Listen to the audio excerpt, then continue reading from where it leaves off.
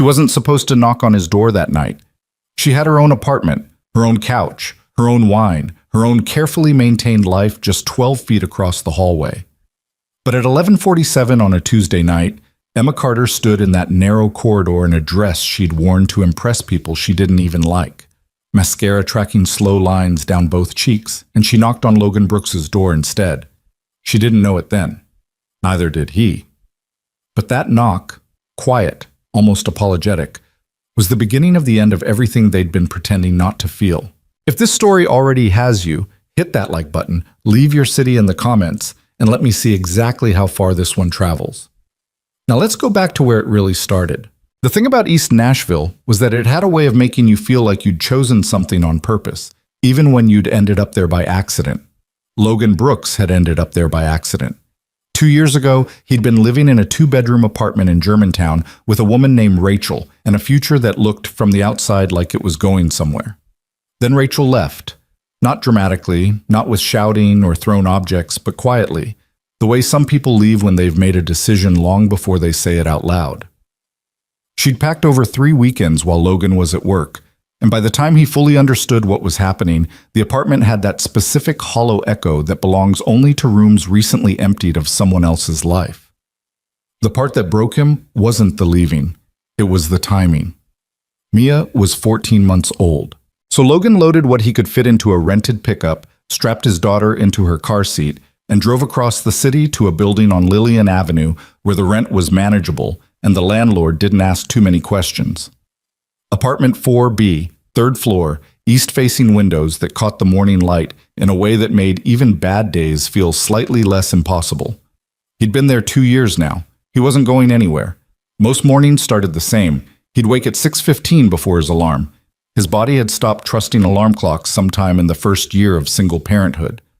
And shuffle into the kitchen to start coffee while Mia's voice drifted through the baby monitor in a half-asleep narration of whatever she'd been dreaming about. She was 3 now, which meant her dreams involved dinosaurs that wore hats, a dog she didn't own but spoke about as though she did, and sometimes her grandmother's garden, which she'd visited once and apparently filed away in permanent memory. "Daddy," she'd announce some mornings, materializing at the kitchen doorway in her fleece pajamas, hair catastrophic, a stuffed elephant dangling from one hand. "The dog needs breakfast." "We don't have a dog, Bug." "The other dog." He never won those arguments. Logan worked as a structural engineer for a mid-sized firm downtown. It was the kind of work that suited a certain kind of brain. Methodical, load-bearing, precise, and his brain had always worked that way, which Rachel had once called steadiness and later called rigidity, depending on her mood. He liked the work. He liked the logic of it, the way every number had to account for every other number, the way a building either stood or it didn't, and there was no gray area in between. He was less practiced at the emotional equivalent of that. His mother called every Sunday evening. His best friend from college, Derek, texted him memes at irregular hours and occasionally drove over with beer and the specific kind of company that requires nothing from you. He had people. He wasn't isolated. But the apartment at night, once Mia was down and the dishes were done, and the monitor was set to medium volume on the kitchen counter. That silence had its own weight to it. Not unbearable, just present. Emma Carter had moved into 4A 11 months ago. He'd met her in the hallway on her first day, when she was carrying an oversized photography bag in one arm and a floor lamp that was actively winning the fight against her in the other. He'd taken the lamp without asking, carried it inside, and set it in the corner she pointed to. She'd said thank you and offered him coffee from a pot she'd somehow already made despite being in the middle of moving. He'd said yes. They'd talked for 40 minutes in a half-unpacked living room surrounded by boxes, and had covered, in no particular order, the parking situation in the building, the best Thai place within walking distance, the nature of creative work versus stable work, and whether that distinction was as meaningful as people made it seem, and the specific kind of loneliness that comes from being in your early 30s and feeling like everyone around you is either ahead of schedule or behind it, and you can't quite tell which category you fall into. He'd gone home thinking she was interesting. 3 weeks later, she'd knocked on his door at 7 in the morning because Mia had somehow gotten out of the apartment. She hadn't. She'd been asleep in her room, but the door had been left slightly open. And Emma, just home from an early shoot, had seen the door and knocked in a panic. Logan had found this genuinely funny, which Emma had not initially appreciated but later admitted was a reasonable response. Mia had woken up during the commotion, wandered out in her pajamas, looked at Emma with the evaluating stare that 3-year-olds deploy without any social filter, and said, "You're pretty." Emma had laughed, a real laugh, the unself-conscious kind. And from that moment, something settled between the three of them that was hard to name but easy to feel. Over the following months, the friendship built itself the way real friendships do, through accumulated small moments rather than any single defining one. Emma, shooting a wedding on a Saturday and coming home to find a container of soup outside her door because Logan knew she forgot to eat on shoot days. Logan stuck with a work deadline and Mia restless, and Emma appearing at 5:30 to take the little girl to the park so he could finish. The two of them sitting on his kitchen floor at midnight eating leftover pizza because neither of them felt like being alone and neither of them said so directly, because that's how it worked between people who weren't quite saying things yet. Emma was good at her work in the specific way that people are good at things they actually love. She photographed weddings, mostly, with occasional editorial work that paid better but satisfied her less. Her photos had a quality that Logan, who knew nothing about photography, had once tried to articulate and landed on honest. They didn't make people look like the best version of themselves. They made people look like themselves. And somehow, that was better. She had regulars who requested her specifically and a growing reputation that was threatening to outgrow East Nashville's social circuit. She was also, for reasons that Logan tried not to examine too carefully, one of the most effortlessly compelling people he'd been around in a long time. Not in a performed way. Not in the way of someone who'd worked at being charming. Just, she said true things, and she said them without preamble, and she had a specific look she got when she was listening that made you feel like what you were saying actually mattered. He'd noticed all of this. He'd been very deliberate about not doing anything with it, because there was a list of reasons, and the list was long, and he'd reviewed it enough times to have it memorized. He was 32 and a single father and still figuring out what the next phase of his life looked like. She was his best friend in this building and possibly the person he trusted most in his daily life, and that was worth more than whatever temporary chaos feelings produced. He'd been wrong about a relationship before, badly wrong, in a way that had left permanent marks. And Mia had been the collateral of that wrongness, and he was not going to risk his daughter's stability chasing something that might not survive contact with reality. Also, and this was the part he turned over the most, late at night when the apartment was quiet, Emma had a whole separate world that Logan was only partially visible in. A family in Brentwood, well off and socially connected, who had opinions about her life that they expressed with the specific confidence of people who'd never been told their opinions were unwelcome. A mother who asked, with regularity, whether Emma had looked into certain men who had been identified as promising. A father who was proud of her work, but wished, in a gentle way he probably thought was invisible, that she'd chosen something more conventional. And circling at the edges of Emma's life with increasing frequency in recent months was a man named Grant Whitmore.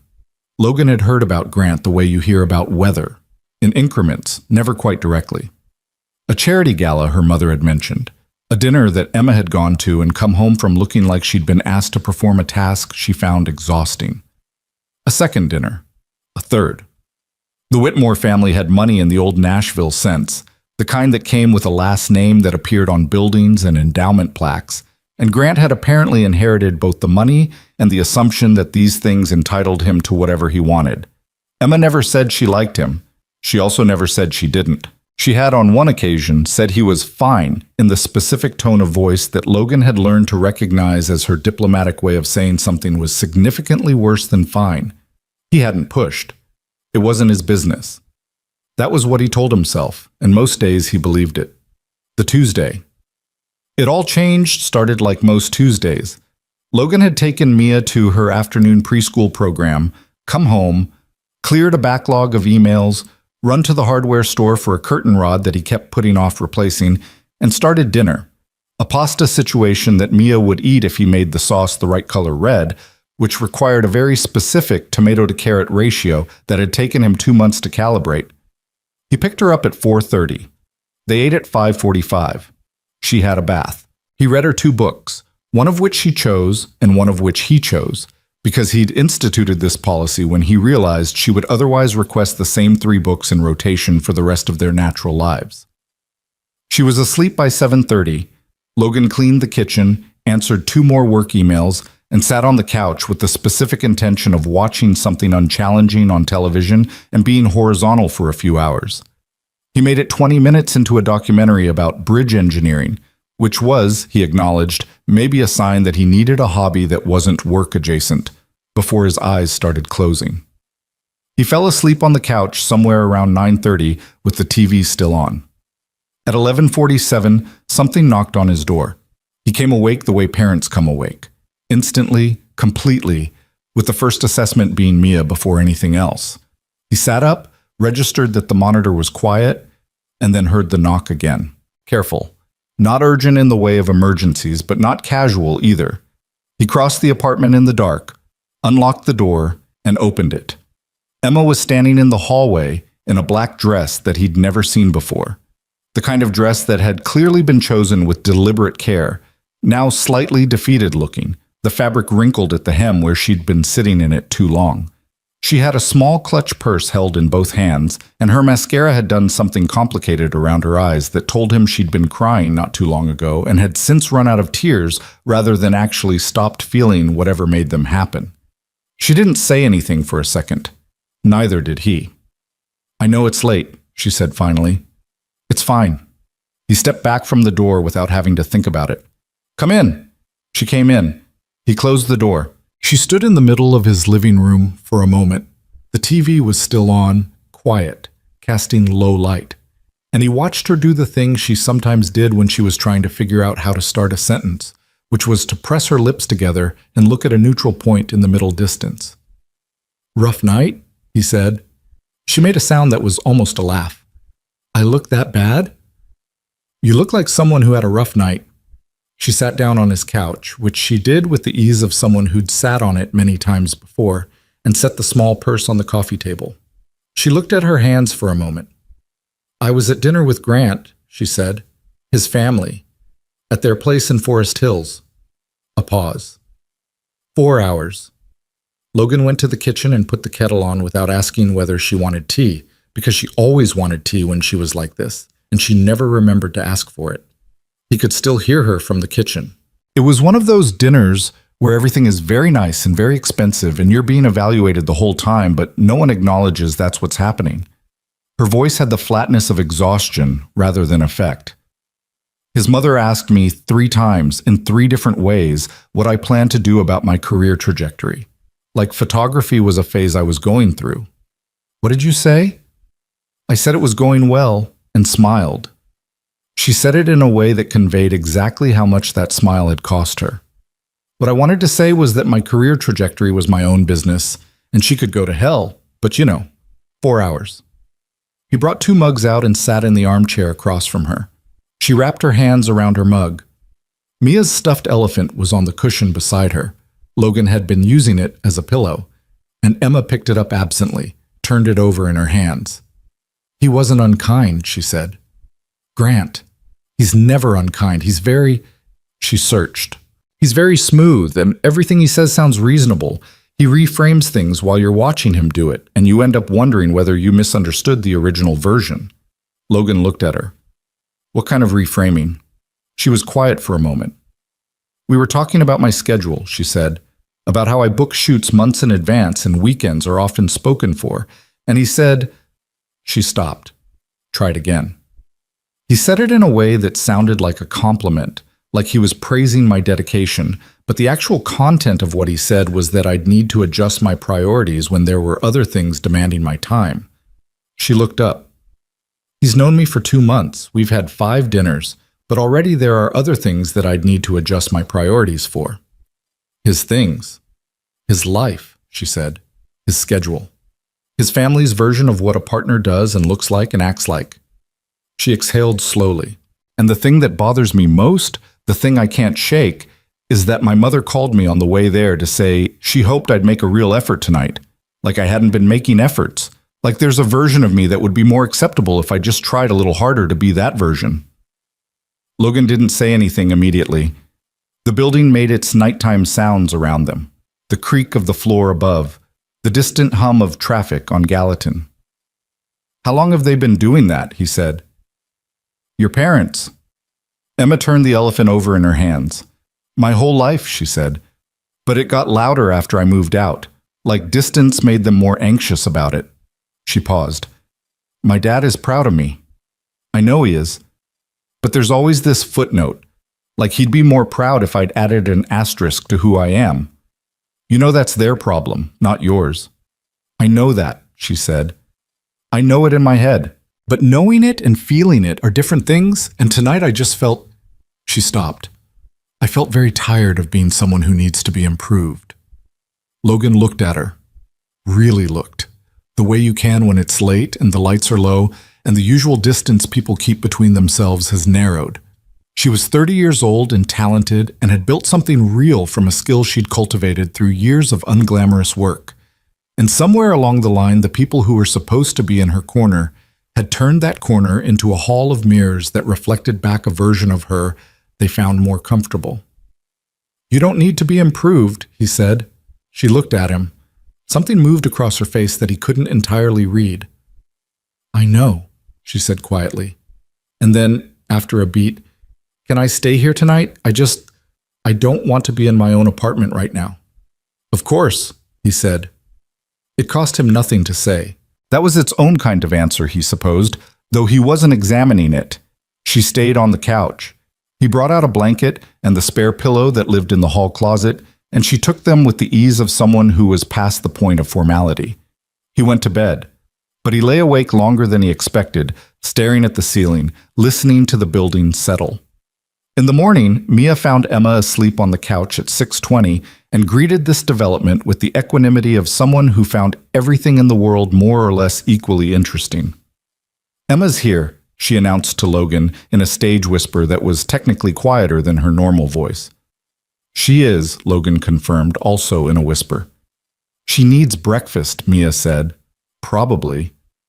"I'll make her breakfast," Mia said, which meant she would pour a small pyramid of dry cereal into a bowl and present it as though she'd prepared a 4-course meal. By 7:15, the three of them were sitting at the kitchen table in the thin yellow light of a Wednesday morning, Mia eating her own cereal with focused intensity, Emma cradling her second cup of coffee with both hands and looking somewhat more like herself than she had the night before. "Thank you," Emma said, when Mia had abandoned her cereal and gone to locate a specific toy animal whose absence had suddenly become urgent. "For last night. For not making it a thing." "It's not a thing." She looked at him across the table.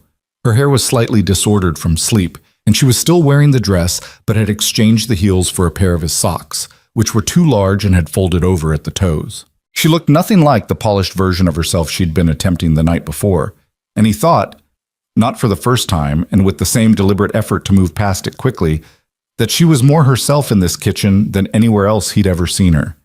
"I need to ask you something," she said. "Okay." She turned her mug in her hands. "My mom is doing a family brunch this Saturday, at the house." She paused.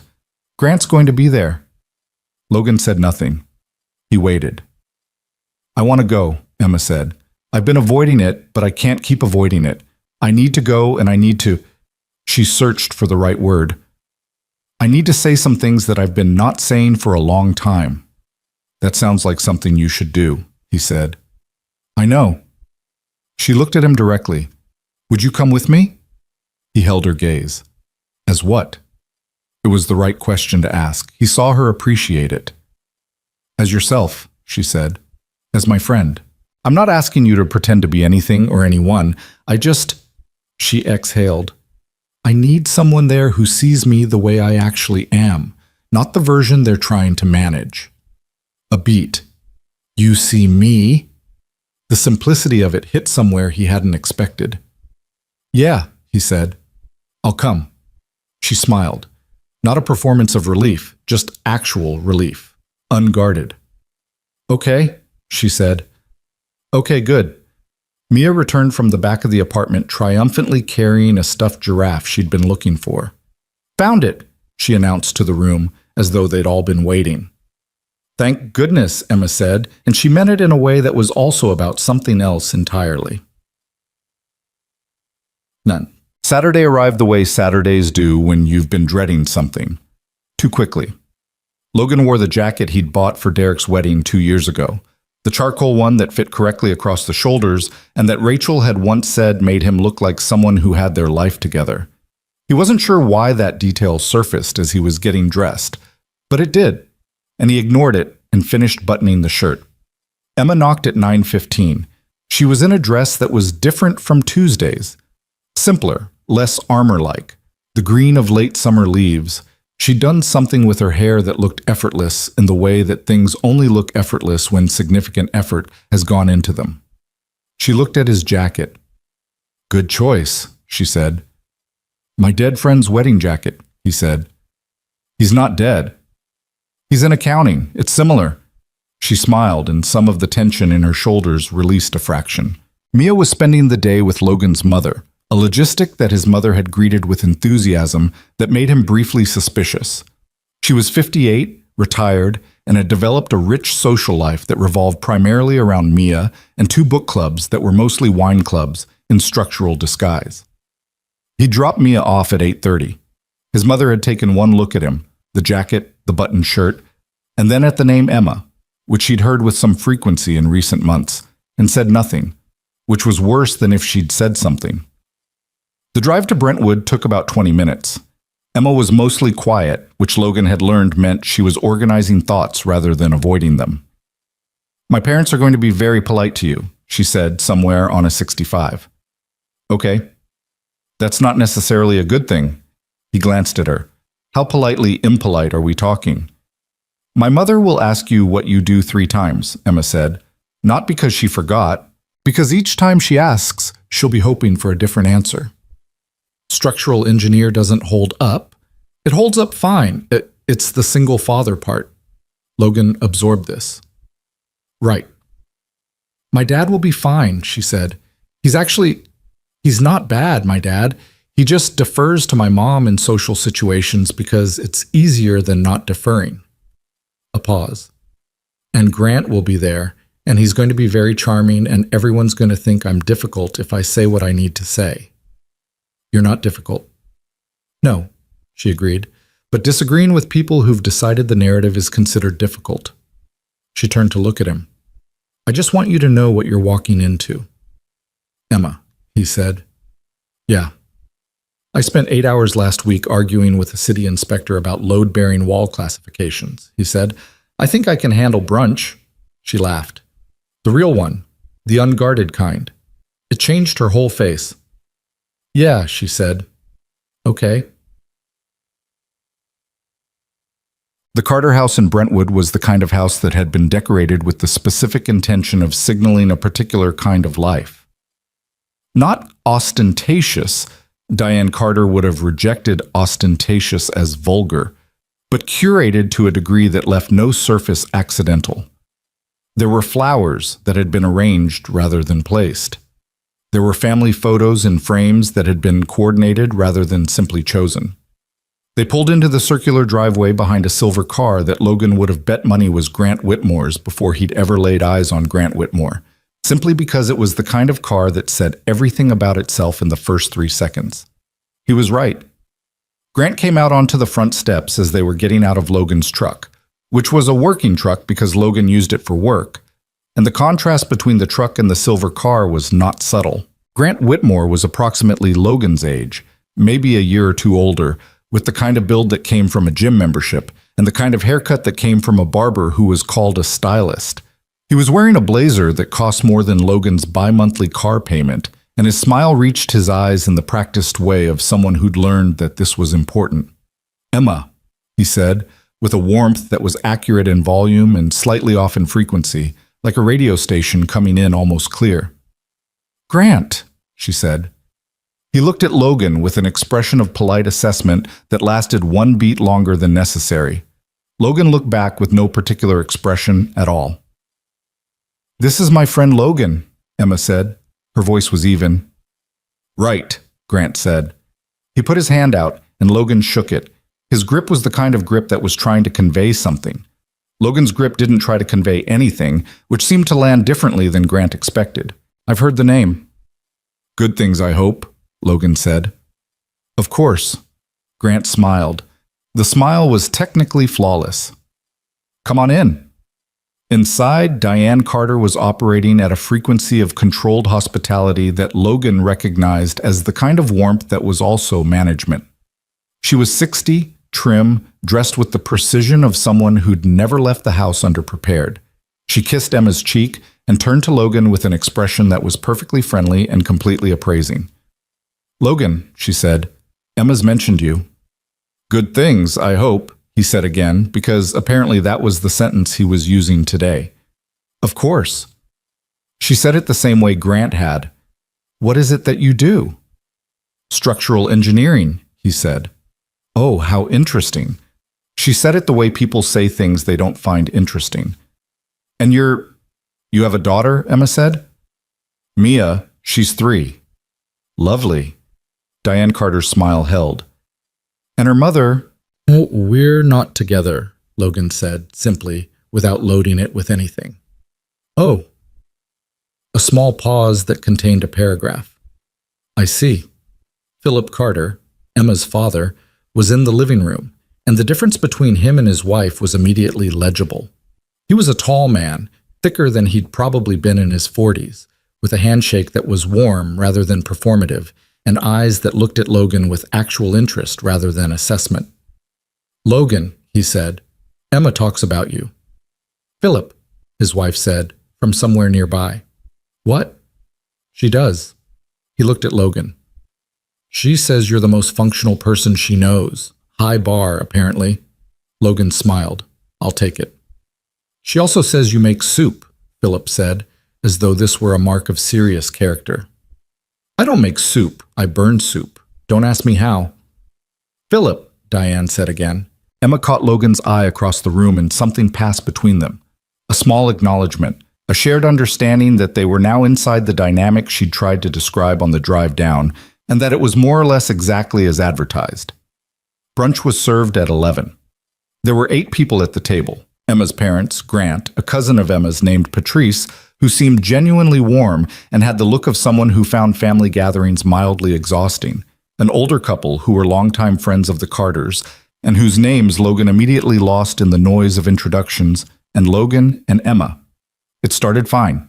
Polite conversation about the weather, about a renovation Diane was planning in the kitchen, about Grant's recent work trip to Atlanta. Logan ate, answered questions when they came to him, and mostly watched. He watched how Grant spoke to Emma. It was subtle, the kind of subtle that required paying attention, the slight repositioning of her sentences when he repeated them. The way he'd preface things with Emma tends to, or she has a habit of, in a tone that sounded affectionate but carried something heavier beneath it. Once, when she said something about a shoot she was planning in October, Grant smiled and said, "She's very committed to her schedule," in the tone of voice that sounds like praise but lands like a complaint. The table laughed softly. Emma smiled. But Logan saw what was underneath the smile, and it was neither amusement nor agreement. "What kind of work do you do, Logan?" Grant asked from across the table, at a moment when the conversation had paused naturally. "Structural engineering," Logan said. He'd already said this to Diane, but Grant apparently wanted to ask directly. "I work on commercial buildings, mostly, some residential." "Good. Stable work," Diane said, with a warmth that contained the word stable, like a period at the end of a sentence. "It is," Logan agreed. "And you raise your daughter on your own?" Grant said. There was nothing overtly pointed in the way he asked it, but Logan noticed the "on your own" where someone else might have said, "You're a father," or just "you have a daughter." "Yeah," Logan said. "That's admirable," Grant said. He meant it to sound admiring. It didn't quite. "A lot of responsibility." "It is," Logan said again. "Emma's mentioned you often," Grant continued. His voice was still pleasant, still conversational. "The neighbor, the friend." A slight pause that could have been nothing. "The reliable one." Logan looked at him steadily. "I try to be." "Must be nice," Grant said, "having that kind of arrangement. For both of you." He glanced at Emma with a smile. "A built-in support system." Emma set her fork down. It was a small movement. No one else at the table probably noticed it, but Logan did. "A support system," Emma said. Her voice was even. That's an interesting way to put it. Well, Grant said, the smile unchanged. It clearly works for you both. What does that mean? Emma said. The table shifted slightly. Diane reached for her water glass. Just that it's practical, Grant said, his tone easing toward the conciliatory. Having someone nearby who helps with things, who's always available. He let the always available sit there for a half second. It's a good arrangement. Logan isn't an arrangement, Emma said. Emma, her mother started. He's my best friend, Emma said. Not loudly, not with heat, but with a directness that closed off the ability to redirect or soften. He's the person I trust most, and I'd be careful about how you describe that.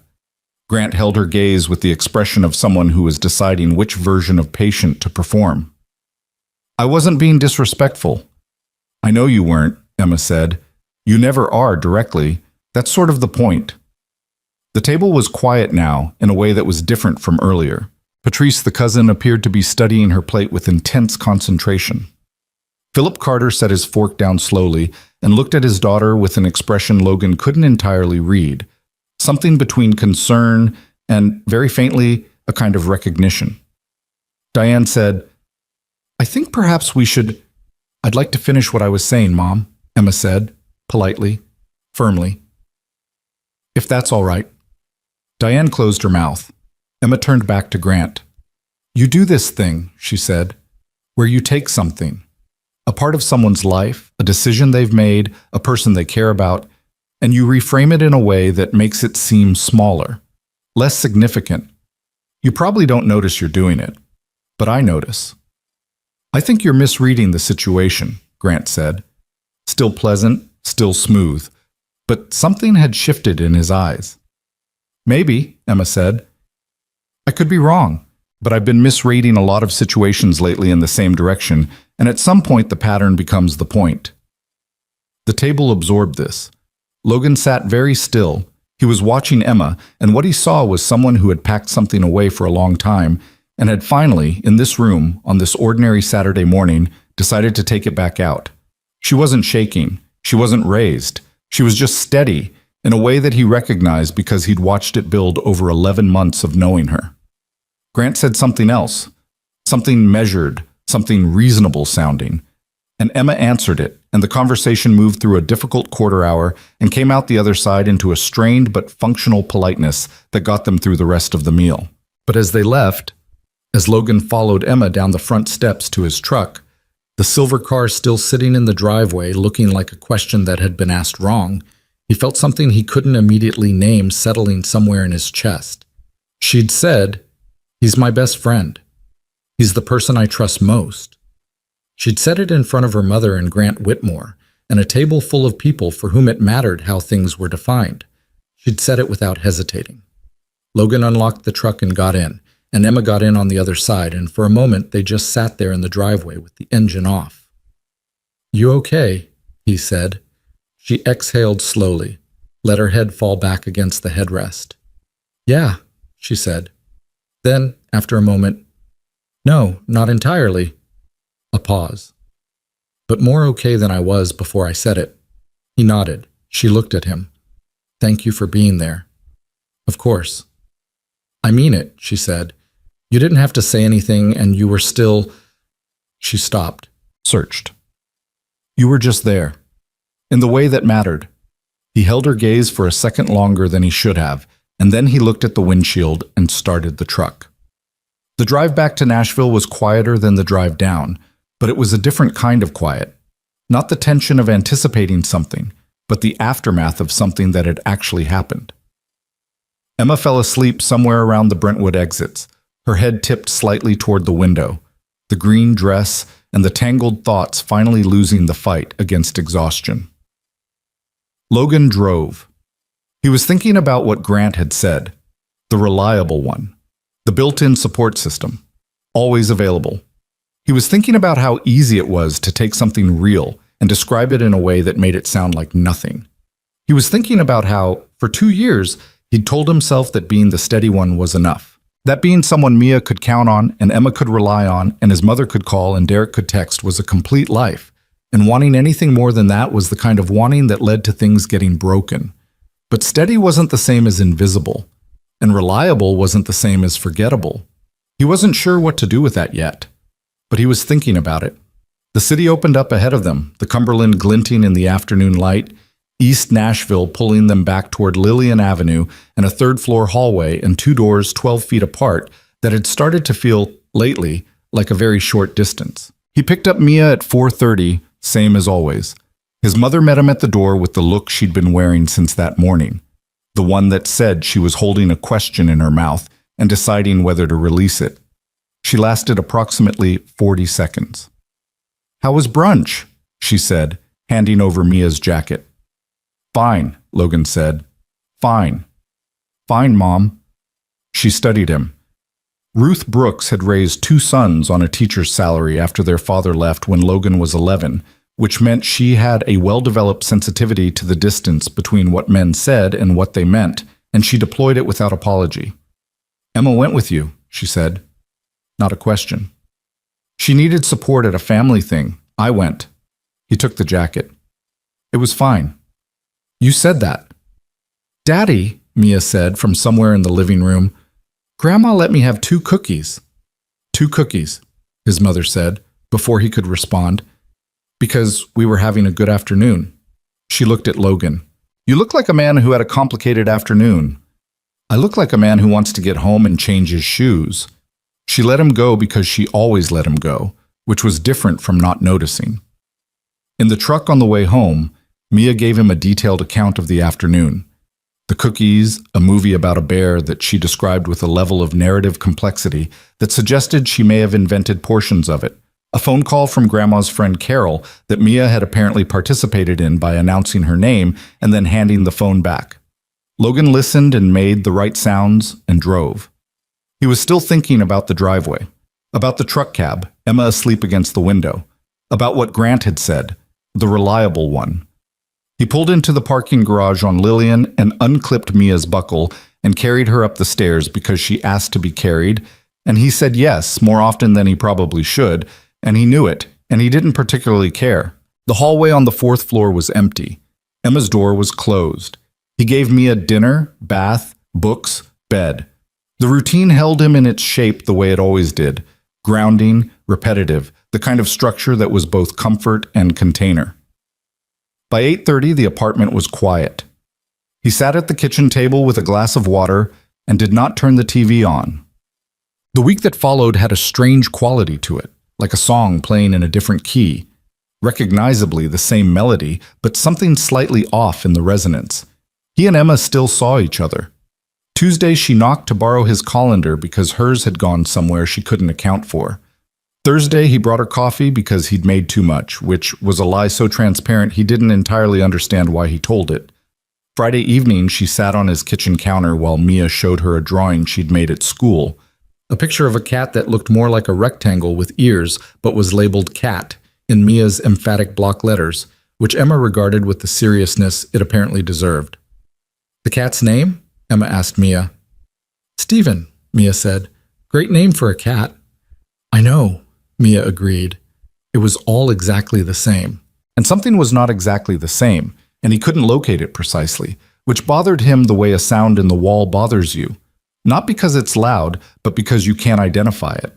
He was aware, in a way he'd been pushing down for months, that he felt something about Emma that didn't fit neatly into the category of friendship. He'd been aware of it for a long time, but awareness wasn't the same as action, and he'd built very specific walls around the distinction for reasons that he'd reviewed enough times to have them memorized. What Grant had said bothered him more than he wanted it to, not because it was wrong, exactly, but because it sounded, in the way that bad arguments sometimes do, like a distorted version of something true. He was reliable. He was always available. He was the one she came to when things fell apart. And there was a version of that story, the version Grant had told at that table, with that particular tone of voice, where those things made Logan a convenience rather than a choice. He didn't think he was a convenience, but the doubt, once in, was hard to reason out of yourself. On Wednesday evening, he was on a call with Derek, which was their irregular catch-up that both of them treated as more optional than it should be, and then always felt better after. So this brunch, Derek said. He was eating something. Logan could hear the specific percussion of chips. What was this guy like? Polished, Logan said. The kind of polish that's a full-time job. Rich? Comfortably. And he was, what, auditioning to be her boyfriend? He's been auditioning for a while. Her family seems to like the idea. But Emma doesn't, Derek said. Not a question. Emma. Logan stopped. Emma went because she had things to say, and she said them. I think she's figuring out where she stands with all of it. A pause. Derek's chip eating stopped. What about where you stand? Derek said. I'm her friend. Yeah, I know that part, Derek said. What else? Logan looked at the kitchen ceiling. Mia's drawings were on the refrigerator. Stephen the cat, and a newer one that appeared to be either a house or a robot, the label having smeared before it dried. I'm her friend, he said again. Derek made a sound that was not agreement. Okay, he said. Sure. Derek, I'm not saying anything. You're clearly saying something. I'm saying okay and sure, Derek said. Those are both very neutral words. A pause. I'm also saying that you've mentioned this woman in some version of every conversation we've had for the past 8 months, and you've never once described her the way you describe someone who's just a friend. Logan didn't answer. Also, Derek said, I've met you, and you're not great at letting yourself want things. You're great at being responsible for things. Those aren't the same. He was quiet for a moment. She might be figuring out whether she wants Grant. Does she want Grant? I don't know. Does she want you? I don't... He stopped. I don't know that either. Have you asked? No? Why not? Because, Logan thought, I have a 3-year-old daughter and a second-floor apartment and a truck with a dented rear panel, and I spent 2 years convincing myself that was enough to build on, and I'm not in the habit of reaching for things I'm not sure I'm allowed to have. He didn't say any of that. Because it's not that simple, he said. Derek ate another chip. Nothing's simple, he said, but some things are worth it anyway. They talked for another 20 minutes about other things. Derek's job, a fishing trip he was planning, a new restaurant in Germantown that he insisted Logan had to try. By the time they hung up, it was past 9:30, and the apartment had the specific stillness of nighttime, and Logan sat on the couch for a long time with his phone on the cushion beside him and didn't turn the TV on. The invitation arrived for Emma on Thursday morning. She told him about it that evening in the hallway, which had become their unofficial meeting point. Neither of them planned it, but it kept happening. The two of them ending up in that 12-foot stretch between their doors, the way you end up in a particular spot in a room without deciding to go there. Grant's family is hosting an engagement party, she said. His cousin is getting married. Big event, venue downtown, the whole thing. She had a look on her face he'd come to recognize as the one she wore when she was deciding how much to say. He called and asked if I'd go with him. Logan leaned against his door frame. And? I said I'd think about it. She looked at him. Then I thought about it for about 4 hours and decided I didn't want to go. But my mother called, and somehow, an hour after that, I had said yes. How does that keep happening? Because she talks about things in a way where saying no requires actively taking a position, Emma said, with the weary accuracy of someone who'd been charting this dynamic their whole life. And she does it so pleasantly that by the time you realize you've agreed to something, you're already agreeing to it. You could call her back. I could. She paused. I'm not going to because I think... She stopped, started again. I think there's something I still need to see clearly. About Grant, about how his people operate. I want to watch it without the possibility of being surprised by it later. Logan looked at her for a moment. There was something working in her expression.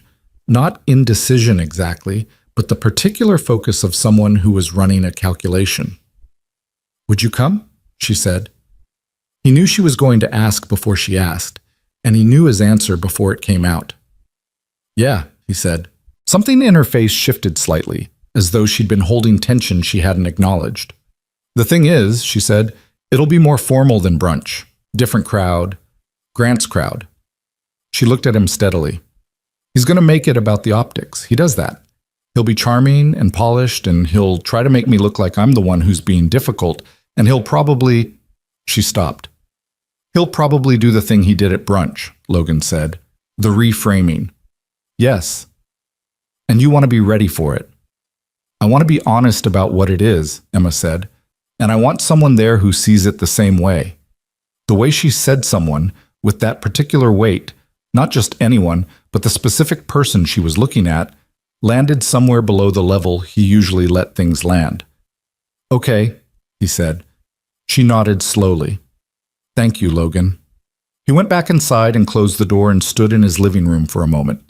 He was doing it again, he thought, the reliable thing, showing up, being available, all the things Grant had described at that table with that particular shade of diminishment. But the thing was, and this was where Derek's question kept circling back, he wasn't showing up because he had nothing else to do. He wasn't going because she'd asked, and he had no good reason to say no. He was going because she was the person he most wanted to be in proximity to, and the reasons behind that had nothing to do with convenience and everything to do with the fact that he'd spent 11 months quietly learning her, and what he'd learned had only made it worse, in the specific way that knowing someone well makes you less capable of pretending you don't care what happens to them. He knew that. He'd known it for a while. The question he kept not answering was what to do with it. The engagement party was on Friday evening at a venue in the Gulch, the kind of place that had exposed brick and custom lighting, and a catering team that wore all black and moved like they were in a choreographed production. Logan wore the charcoal jacket again. Emma wore something ivory and simple that managed to look both effortless and entirely considered. They drove together. She was quieter on this drive than she'd been on the brunch drive, which meant she was closer to whatever she was building toward. You don't have to say anything tonight, she said, when they were maybe 5 minutes out. I wasn't planning to. I just mean, if it gets uncomfortable, if he does the thing, you can let me handle it. He glanced at her. Emma, I know. She looked out the window. I know you know. I'm just... She stopped. Nervous. You're allowed to be. I don't like being nervous. Nobody does. She turned back toward him. Do you get nervous? He thought about it. About things I can't calculate, he said. About the stuff where there's no load chart. Yeah. She was quiet for a moment. What are you nervous about right now? The question landed differently than she probably meant it, because she was asking in the context of the evening, the party, Grant, and his family. But it touched something adjacent to the thing he'd been sitting with all week. The usual, he said, which was not a lie and not the whole truth. She seemed to accept it, and they pulled up to the venue. The party was large, 60, maybe 70 people in a space that managed them comfortably, with the kind of ambient noise that meant individual conversations were private by default. Grant found them within 3 minutes of arrival, which told Logan he'd been watching for them. He was impeccably turned out. The blazer tonight was darker than the brunch one, more fitted. He touched Emma's shoulder in greeting, a specific kind of touch, proprietary without being overt, the kind you noticed if you were looking, and shook Logan's hand with the same grip as before, like muscle memory. Glad you made it, Grant said to both of them, though his eyes were on Emma. Congratulations to your cousin, Emma said. Lacey will be thrilled you're here. He steered them toward the bar with the ease of a man who was accustomed to moving people in the direction he preferred. She's been asking about you. I may have mentioned you were coming. There it was. The first move. I mentioned you. Establishing that Emma's presence here was something he'd claimed in advance, something he'd told people to expect. Mild, practically invisible, but there. Logan took a glass of water from the bar. Emma took wine. The evening moved through its phases. There were introductions. Grant's family, his friends, people from his professional life who wore their success in the particular way of people who'd never seriously doubted it. Everyone was pleasant to Emma in a specific way that contained, underneath the pleasantness, evaluation. She was being assessed for fit. Logan could see her running the same read on it that he was, and doing it better, because she'd been running it her whole life. To Logan, the treatment was different, not unkind, just differently categorized. He was Emma's friend. The word had been in Grant's introduction, the same way it had been at brunch, carrying the same faint suggestion of a bracket that contained something you didn't need to take entirely seriously. A few of Grant's friends asked what he did. He told them. They nodded in the way people nod when they're filing information under a heading they've already decided on. He wasn't bothered by any of it exactly. He'd never needed these people's approval. But he was watching it happen, and he was cataloging it, because it was the same mechanism Emma had been describing since Tuesday night in his kitchen, and seeing it in real time made it legible in a way that her descriptions had already suggested, but that watching confirmed. About an hour in, Grant pulled Emma toward a small group near the windows. His parents, an aunt, the engaged cousin. Logan stayed at a slight remove, which was fine, which was where he was supposed to be in this geography. He could still see her. He watched her work the conversation. The smile that was real enough to read as genuine and careful enough to not commit to more than it meant. The way she angled her body when she was uncertain versus when she was comfortable. The way her hands moved when she was being asked questions she found slightly exhausting. Grant's father was talking. His mother was talking. Emma was answering, nodding, doing the work of being present in a space that required performance. And then Logan saw it happen, the moment it shifted. He couldn't hear the conversation from where he was standing, but he saw Grant say something to the group, gesturing slightly in Logan's direction, and he saw the expressions on the faces around him perform a particular recalibration. Not hostile, just recalibrating, like they'd received information that adjusted the picture. Emma's smile didn't move, but something beneath it went still. Logan set his glass down and walked over.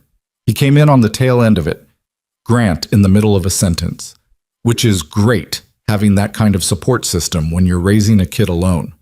Very practical arrangement. Emma looked at Logan when he arrived. Her eyes held something he could read but probably shouldn't read in front of 12 people. Your friend was just telling us about the building you live in, Grant's mother said to Emma, warm and social and entirely unaware that she'd just handed Logan the context he needed. How convenient it must be having a neighbor who helps out. Convenient, Emma repeated, softly. That's one way to put it. It's a friendship, Logan said. Everyone looked at him. He said it without weight, without defensiveness, just as a correction of the record. Of course, Grant said, smooth as ever. I was just telling them how you two have worked out a good system. Mutual support. It's practical, especially with a child involved. It's a friendship, Logan said again. He kept his voice even. Not a system, not an arrangement. She's my best friend, that's the whole thing. Grant's smile held, but something behind it shifted. He wasn't used to being answered that directly by someone he'd already categorized. Of course, he said again. Emma looked at Logan, and the look she gave him, just for a second before she turned back to the group, was the kind of look that doesn't come with a label, but lands fully anyway. Grant's mother moved the conversation elsewhere. The moment passed. The party continued. But later, near the end of the evening, when the crowd had thinned and the ambient noise had dropped to something more intimate, Logan found himself standing near the windows with Emma beside him, and the city spread out below them in its nighttime version. Light and movement and the indifferent continuity of a place that doesn't care what's happening in any particular room. You didn't have to do that, Emma said quietly. I know, but I'm glad you did. She looked at the window rather than at him. He does that thing so smoothly. You almost can't argue with it in the moment because it sounds so reasonable. It's not reasonable, Logan said. It's just described that way. She was quiet for a moment. I've been thinking, she said, about why I kept going to these things. The dinners, the brunch, tonight. She paused. I think part of me was trying to figure out whether I was being too critical, whether I was the problem, whether I was reading things wrong. And? She turned to look at him. I'm not reading it wrong, she said. I've been reading it exactly right for months. I just didn't want to trust my own read. Logan looked at her. The room was low lit and the party was winding down around them, and she looked, right now, like a person who had arrived at the end of a long argument with herself. Why didn't you trust it? He asked. She was quiet for a moment. Because the people telling me I was wrong were the people I was supposed to trust, she said. My mom. My family. People who've known me my whole life. She exhaled. It's hard to maintain your own version of reality when people who love you keep offering you a different one. They're not wrong because they love you, Logan said. They're wrong because they're looking at you and seeing who they want you to be. Those are two different things. She turned to face him fully, the ivory dress, the city behind her, the particular expression she had when something landed true. Yeah, she said. Yeah, that's exactly it. They stood together for another moment in the dwindling party. Somewhere behind them, Grant was talking to his father, and his father was laughing at something, and the world Grant occupied continued in its orbit without caring whether Emma was in it. She wasn't looking at that world. She was looking at Logan. And he was looking at her, in the way that he'd been looking at her for months and then looking away from, because looking away had felt like the responsible thing to do. The safe thing. The thing that didn't risk anything he wasn't sure he could afford to lose. But standing here, with the city spread out below them, and the memory of Grant's voice saying reliable one and practical arrangement and support system still sitting in the air between them, Logan felt, with a clarity that was slightly uncomfortable in its bluntness, that he was tired of looking away. He didn't say anything. Neither did she. But the space between them, which had been 12 feet for 11 months, felt different now. Not smaller exactly, but less like a gap and more like a distance that was being reconsidered. They left the party at 10:30. Grant walked them out with the grace of a man who had decided to take the loss with dignity, which Logan suspected was its own kind of calculation, preserving the image, banking goodwill, leaving the door technically open. Emma, he said at the entrance with the particular cadence of a man who's repositioning. Let's talk this week. I think there's been some misunderstanding. I'll think about it, Emma said, with a politeness so clean it had edges. In the car, she didn't say much for the first few minutes. Logan drove. The city moved past the windows. I'm done, she said finally, not dramatically, flatly, the way you say a fact. With Grant? With all of it. She looked out the window. The dinners, the trying. The way I've been showing up to these things and bending myself sideways, trying to figure out if there's a version where it makes sense. A pause. It doesn't make sense. I've been waiting for it to make sense, and it was never going to. What are you going to tell your mom? She was quiet for a moment. The truth, she said, which she's not going to love, but I'm done telling her a version of it that she finds easier. He nodded. She looked at him from the passenger seat. Thank you, she said, for tonight, for brunch, for... She stopped. For all of it, Logan. I mean it. I know you do, he said. She turned back to the window. He drove them home through the late-night city, the truck familiar under him, the route so practiced it didn't require thought. And he thought, in the quiet of the cab, about what Derek had said, about wanting things, about the distance between responsible and present, about the way Emma had looked at him near those windows before either of them said anything. He wasn't going to figure it all out tonight, he knew that, but something had shifted somewhere in the last 2 weeks in a way that was no longer as easy to push back down as it used to be. The building on Lillian came into view. He pulled into the garage. They rode the elevator to the 4th floor in a silence that was comfortable and slightly charged, and neither of them commented on either quality. At their doors, 12 feet of hallway, the same as always, Emma turned her key in her lock and then paused. Logan, she said. Yeah. She looked at him across the hallway. Something moved across her face. A thought, a decision. Maybe just the edge of something not quite ready to be spoken. Good night, she said. Good night, Emma. She went inside. He went inside. He stood in his living room in the dark for a moment, the city quiet outside the windows, Mia asleep down the hall. The distance between their two doors was 12 feet. He was beginning to understand, clearly and without anywhere left to redirect it, that it was also the distance between everything staying the way it was and something being entirely different. He wasn't sure which side of it scared him more. He didn't sleep well that night. This wasn't unusual. There were plenty of nights when Logan's brain refused to downshift at a reasonable hour, when it kept running load calculations or replaying work conversations or simply idling in that gray space between tired and actually resting. But this was different. This wasn't his brain working through a problem. This was his brain circling something it had decided to finally look at directly, after months of strategic avoidance. He lay on his back in the dark with the ceiling fan turning slow overhead and thought about what Derek had said. You're great at being responsible for things. Those aren't the same as wanting them. He thought about the way Emma had looked at him by those windows at the party, the particular quality of it, not the look you give a friend.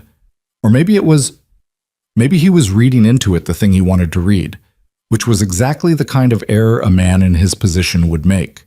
He didn't know. That was the honest answer. He didn't know, and not knowing felt, at 2 a.m, like its own special kind of unbearable. He was up at 6:15 anyway, because his body still didn't trust alarm clocks. The week that followed had a provisional quality, like everyone involved was waiting for something to resolve, though none of them would have said so out loud. Emma called her mother on Sunday. Logan knew this because Emma texted him afterward, called my mom. She took it about as well as I expected. He texted back, "You okay?" She replied, "Yeah, I think so." It needed to happen. He wanted to knock on her door. He didn't. He told himself she needed space to process it, which was true, and also a convenient reason not to do the thing that frightened him. Grant apparently called twice that week. Emma mentioned it in passing on Wednesday when they were both at the mailboxes in the lobby. The kind of incidental overlap their schedules produced with enough frequency that Logan had stopped pretending it was entirely incidental. "Did you talk to him?" Logan asked. "Second call," she said. "He was very reasonable about it." She pulled out a stack of envelopes and looked at them without reading them. Which is the thing about Grant. He's always very reasonable. He frames everything as a misunderstanding, and himself as the patient one. She looked up. "He said he thinks we got off to a rocky start, and he'd like the chance to show me a different side of things." "What did you say?" "I said I appreciated that." A pause. "And then I said I didn't think the rocky start was the problem. I said I thought I'd seen exactly as much of him as I needed to." Logan looked at her. "How'd he take that?" "He said he was sorry I felt that way. Not, 'I'm sorry I made you feel that way.'" "No," Emma said, "just that he was sorry I felt it." She smiled slightly. The dry kind. The kind that acknowledged the gap between what a person says and what they mean. He's good at the almost apology. She tucked her mail under her arm and looked at Logan for a moment. "My mother called again last night," she said. "She's not happy. She keeps saying I'm making a mistake, that I'm being too selective, that at some point I need to be realistic." She said the word realistic with a particular flatness that communicated everything she thought of it. What she means is that I'm 30 and I'm not married, and she's scared about it in a way she can't entirely articulate, so she calls it realism. "She loves you," Logan said. "I know she does." And she's wrong. Emma said both things with the same certainty, as though they weren't in conflict. You can love someone and be wrong about what's good for them. She went back upstairs. Logan stood at the mailboxes for a moment with his own stack of envelopes, 2 bills, a hardware catalog he'd never subscribed to, something from Mia's preschool about an upcoming event, and thought about what she'd said. You can love someone and be wrong about what's good for them. He turned the sentence over, let it point in a few different directions. Then he went upstairs and made dinner and didn't think about it anymore, or tried not to. The second invitation came from Grant's family, and this one wasn't for Emma alone. It was a formal engagement celebration, the larger, more official version of the Friday party, the kind of event that required a printed invitation with gold foil lettering and a dress code printed at the bottom in italics. Grant had apparently sent it to Emma through her mother, which was either a strategic choice or a tactical one, and either way, it ensured that declining it became a multi-front conversation. Emma showed Logan the invitation on a Thursday evening, standing in her own kitchen this time. He'd come over because she'd said she had leftover lasagna, and he'd learned in 11 months that Emma's lasagna was genuinely better than his, a fact he'd admitted once in which she'd never let slide into obscurity. "He sent it through my mom," she said. She was standing at the counter, the invitation flat on the marble beside her coffee mug. "Which means my mom's already expecting me to go. And if I don't go, I am not just declining Grant, I'm having a whole other conversation with her." Logan looked at the invitation. The venue was listed as the Riverfront Club. A private event space in East Nashville, actually, one of those restored industrial buildings that had been converted into something tasteful and expensive. He knew the address. He'd walked past it. "What do you want to do?" he asked. Emma turned her coffee mug in her hands.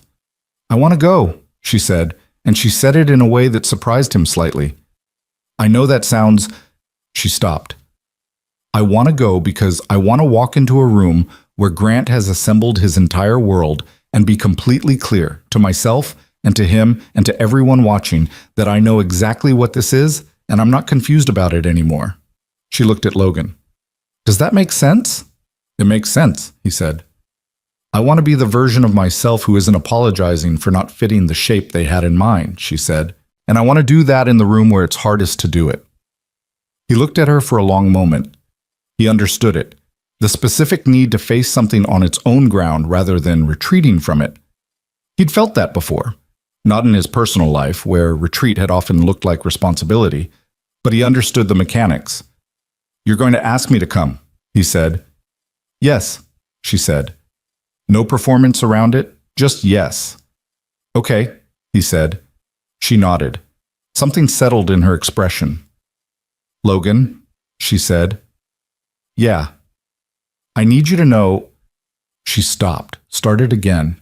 "This isn't about having backup or someone to make things less uncomfortable. I need you to know that." He looked at her. "I know that." She held his gaze for a second too long to be entirely comfortable, and then she looked down at her coffee. "Okay," she said. "Good." He finished the lasagna. He went home. He lay awake again, not as long this time, and the question that kept circling was not what she meant, but what he was going to do about it. Because he was beginning to understand, in the slow, reluctant way that you understand things you've been successfully avoiding, that he was in love with her. Not falling, not almost. Months ago would have been more accurate, maybe longer, and he still didn't know what she felt. He had evidence that could be read two ways, and he wasn't the kind of person who acted on ambiguous evidence where the stakes were this high. He needed something clearer. He needed to not misread the load. The Riverfront Club on a Saturday evening was exactly what the invitation implied. Careful, beautiful, expensively maintained. A former warehouse with 16-foot ceilings and industrial fixtures recontextualized into elegance, the kind of space that felt both imposing and carefully casual, which was a specific feat of interior design and required significant money to achieve. Grant Whitmore's social circle was in attendance in force, 80, maybe 90 people.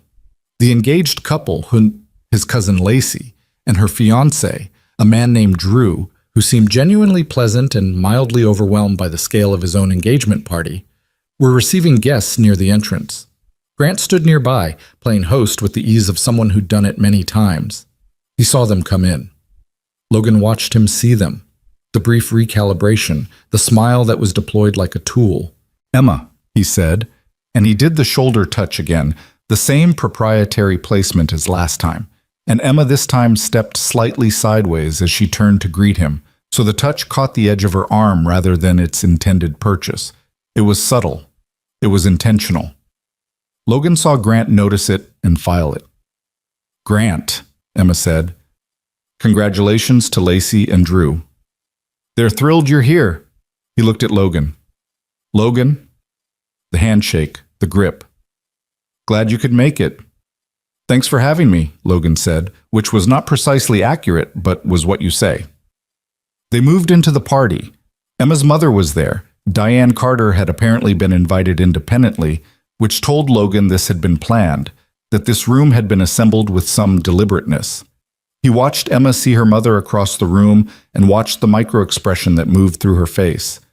Not quite dread, but the recognition of a variable she'd have to manage. "Did you know your mom would be here?" he said, low, as they moved toward the bar. "No," Emma said. Her voice was even. "But I should have." Diane Carter was in conversation with two women near the windows when they reached her. She kissed Emma's cheek. She shook Logan's hand with a warmth that was, he now recognized, the Carter family's specific flavor of evaluation wearing the costume of graciousness. "Logan," she said, "how lovely." "Lovely to be here," he said. Emma looks wonderful, Diane said to Logan specifically, as though Emma weren't standing 18 inches away. I was afraid she'd be tired from the week. She's been a small pause that was not accidental. Working through some things. She seems fine to me, Logan said. Diane smiled. Of course. Emma looked at Logan with an expression that contained the specific gratitude of someone who's been slightly protected and doesn't want to make a thing of it. The party deepened. Logan learned the rhythms of it, which conversations were genuine, which were performance, where the pressure points were. Grant's family operated in a mode of pleasant dominance that was so deeply habituated they probably weren't conscious of it. They were generous hosts and careful social architects, and there was no malice in any of it, which was almost the problem. It was all goodwill and gentle management, and you couldn't argue with goodwill. An hour in, Logan was talking to Drew, the groom-to-be, who had turned out to be a high school science teacher from Donaldson and was significantly more interesting than his fiancée's family's social circle had prepared Logan to expect. They were talking about the particular experience of being the outsider in a room that wasn't unkind but wasn't entirely welcoming either, and Drew was doing it with the humor of someone who'd made his peace with his position. Lacey's family is great, Drew said, holding his drink. They really are. It's just... He searched. It's a specific kind of great that assumes a specific kind of person, and I'm not always that person. Yeah, Logan said. I know what you mean. Drew looked at him with the appraising glance of someone arriving at a shared condition. You and Emma, he said. You two together?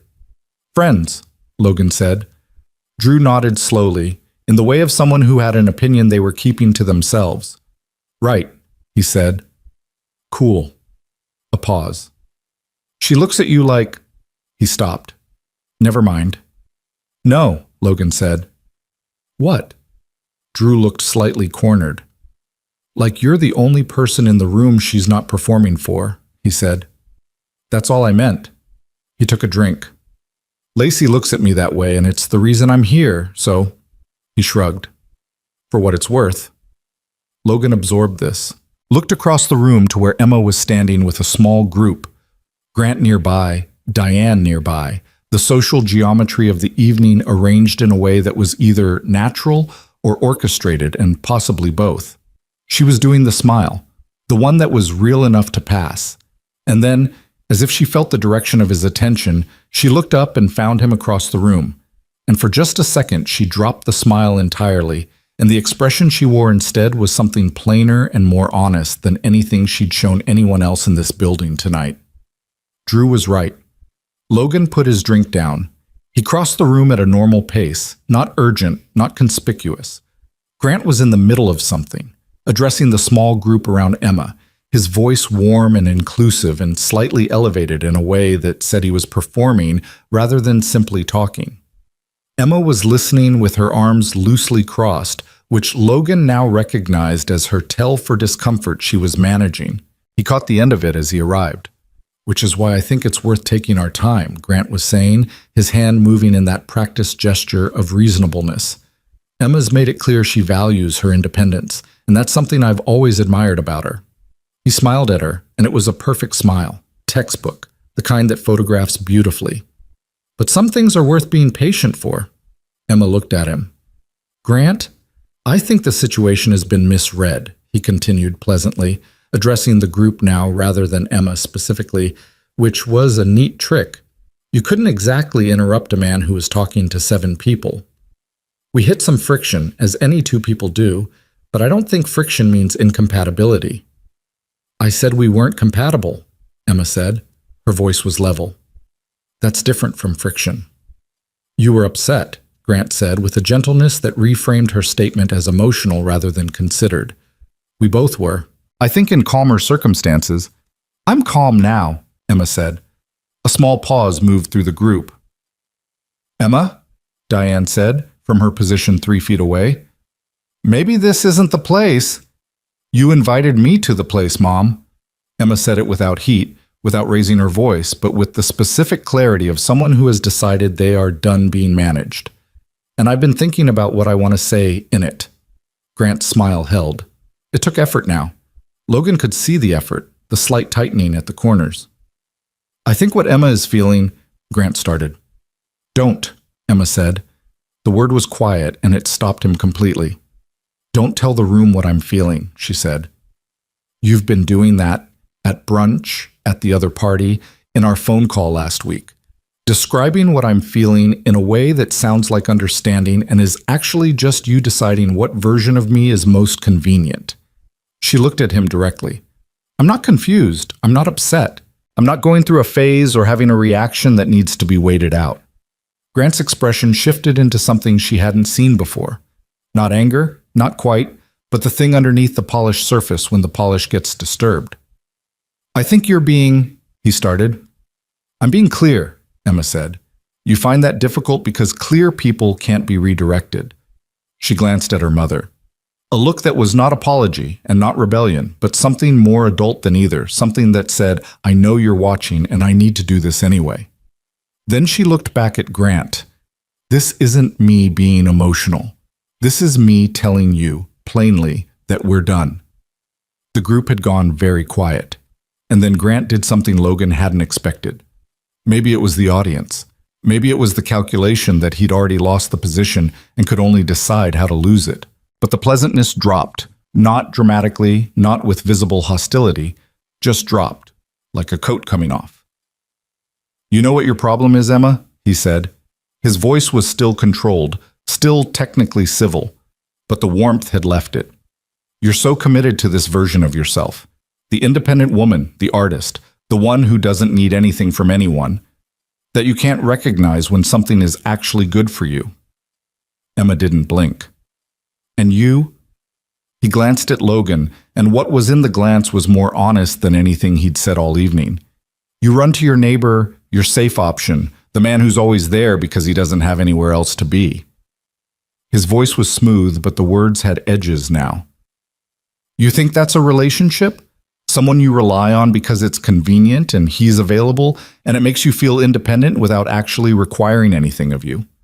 Logan looked at him steadily. He felt the words settle into him, felt the specific location they were aimed at, the doubt he'd been carrying, the version of himself that wondered if being reliable made him irrelevant. He felt it land, and he let it land, because pretending it didn't would have been dishonest. But the thing was, he knew the difference between a man who understood him and a man who was trying to use something true in a way that was false. Grant had identified a real fear and was deploying it as a weapon, and those were not the same operation. He was about to speak, carefully, without heat, when Emma turned to him. And what happened next was something Logan would think about for a long time afterward, in the way that you carry certain moments not because they were dramatic, but because they were true. Emma looked at him, not at Grant, not at her mother, at Logan. And then she turned back to the room, to Grant, to her mother, to the small gathered audience of this Saturday evening. And when she spoke, her voice was entirely steady. Logan isn't my safe option, she said. He isn't my backup. He isn't a support system or a convenience or a way of avoiding something real. She paused. He's the person I want beside me. Not when things fall apart, not because he's available, because he's the one I choose. The room was quiet. Grant looked at her for a moment with an expression that moved through several things too quickly to name. Then he looked at Logan. And something had gone out of the look, the calculation, the measuring. What was left was simpler and less comfortable. Is that right? Grant said. Not quite a question. Yes, Emma said, quietly, completely. Diane Carter said nothing. She was looking at her daughter in a way Logan couldn't fully read. Not angry, not happy, but with the expression of someone who has just encountered a version of a person they thought they knew and is adjusting to the new information. Logan looked at Emma. She looked back at him, and what was in her face now, with Grant standing 3 feet away and her mother watching and 80 strangers doing what strangers do when a private moment goes public, was the plainest, most undefended version of her he'd ever seen. Not performing, not managing, not trying to fit a shape someone else had drawn, just herself, looking at him. He opened his mouth. He didn't have a speech. He hadn't prepared for this because this was not the kind of thing you could prepare for. Okay, he said. She almost laughed, a small sound that escaped before she caught it. Okay, she said. Yeah, he said. Okay. It was not articulate. It was not graceful. But Emma's expression shifted in a way that told him it was exactly the right thing, which was maybe how you knew when something was true. Not because it was polished, but because it landed. Grant said something else. Logan would later be unable to recall exactly what. Something final, something dignified. The last calculated move of a man who'd decided to exit with whatever image was salvageable. It was aimed at Emma and then at Logan, and it had the specific quality of words deployed after a decision has already been made, when the words are no longer about the outcome, but about the speaker. Emma didn't respond to it. Neither did Logan. What Logan did was hold her gaze while Grant spoke, the way you hold a line against a current, not straining, just present, just there. Diane Carter excused herself first. Then the small group dispersed the way groups do when the conversation they've been watching concludes. Some moving away quickly, some lingering, all of them with the slightly dazed expression of people who'd expected a party and gotten something unscripted. Grant walked away, toward his family, toward the part of the room that was his. Logan watched him go and felt no particular satisfaction, which surprised him slightly, just the neutral observation of something reaching its end. He turned back to Emma. She was looking at her hands. Then she looked up. I meant that, she said. Her voice had come down to almost private, the party noise around them making a kind of shelter. I know, he said. I didn't plan to say it like that. I know. She exhaled. It was a long exhale, the kind that releases more than just air. I need a minute, she said. Can we? She looked around the room. Can we find somewhere quiet? There was a corridor off the main space. Logan had noticed it earlier, the way he notices load-bearing structures out of habit. They moved through the edge of the party and into it, and the noise dropped behind them like a curtain. It was just a hallway. Exposed brick, soft lighting, a couple of chairs against the wall that were probably decorative. Emma leaned against the wall and looked at the ceiling for a moment, and Logan stood beside her with his hands in his pockets. Are you okay? He asked. She stopped. I don't know what I am. She looked at him, relieved, terrified, both at the same time, which is an uncomfortable combination. What are you terrified of? She looked at him for a long moment. In the hallway, with the party muffled behind them and the brick wall cool at her back, she looked less like the woman who'd just stood in a room and said something irreversible, and more like Emma. His Emma. The one who sat on his kitchen floor eating pizza and fell asleep on his couch and understood exactly what he meant when he said a thing was complicated without needing him to explain why. That I just said something true in front of a room full of people, she said, and now I actually have to live with it. He looked at her. What did you say that was true? She held his gaze. You know what I said. I'd like to hear you say it again, he said. Not in front of Grant, not in front of your mom. He paused. Just here. She was quiet for a moment. The corridor around them was still. From behind the curtain of the party, someone laughed at something, distant and irrelevant. You're the one I choose, Emma said. Quietly. Without the room, without the audience, without any of the architecture of the moment that had surrounded it the first time. Just the words. Logan looked at her. He was aware of his own heartbeat in a way that was unusual for him. He was not generally a man who noticed his own heartbeat. Emma, he said, I know this is... She stopped. I know there's a lot. Mia and us being neighbors, and the fact that I basically knocked on your door 2 weeks ago having a crisis and now I'm... Emma, he said again. She stopped. I've been in love with you for months, he said. He said it the way he might state a structural fact. Not without feeling, but without decoration, because it was true and dressing it up would have made it smaller. I didn't say anything because I didn't know if you... He stopped. I'm not good at believing I'm what someone chooses. I'm better at being what someone needs. And I couldn't tell the difference. She stared at him. Can you tell the difference now? She said. He thought about the windows at the party. Drew's voice. She looks at you like you're the only person she's not performing for. He thought about his kitchen at midnight and her falling asleep in his truck, and the particular look she'd turned on him across a crowded room when she dropped everything she was performing for everyone else. Yeah, he said. I think so. She reached out and put her hand on his forearm. Not dramatically, not building to something, just placing it there the way you touch something to confirm it's real. They stood in the corridor for a moment, the party continuing without them on the other side of the wall, and neither of them said anything else. Because some things, when they finally become true, don't need more words right away. They just need the room to settle into. Eventually, Emma exhaled again. This one slower, deeper, the kind that actually reaches the bottom. We should probably go back in, she said. Probably. Neither of them moved for another few seconds. Then Emma pushed off the wall, straightened her dress, and looked at him with an expression that was equal parts nervous and certain, which he was beginning to understand was just what she looked like when she was being completely honest. Come on, she said. He followed her back into the party. Grant was across the room, composed, in conversation with his father. Diane Carter was near the windows with two women Logan didn't recognize, and she looked up when Emma came back through. And the look that passed between mother and daughter was long and complicated and private in the way that some things between parents and children always are. Emma looked back at her mother without flinching, and then she looked away. Logan stood beside her as the party moved on around them.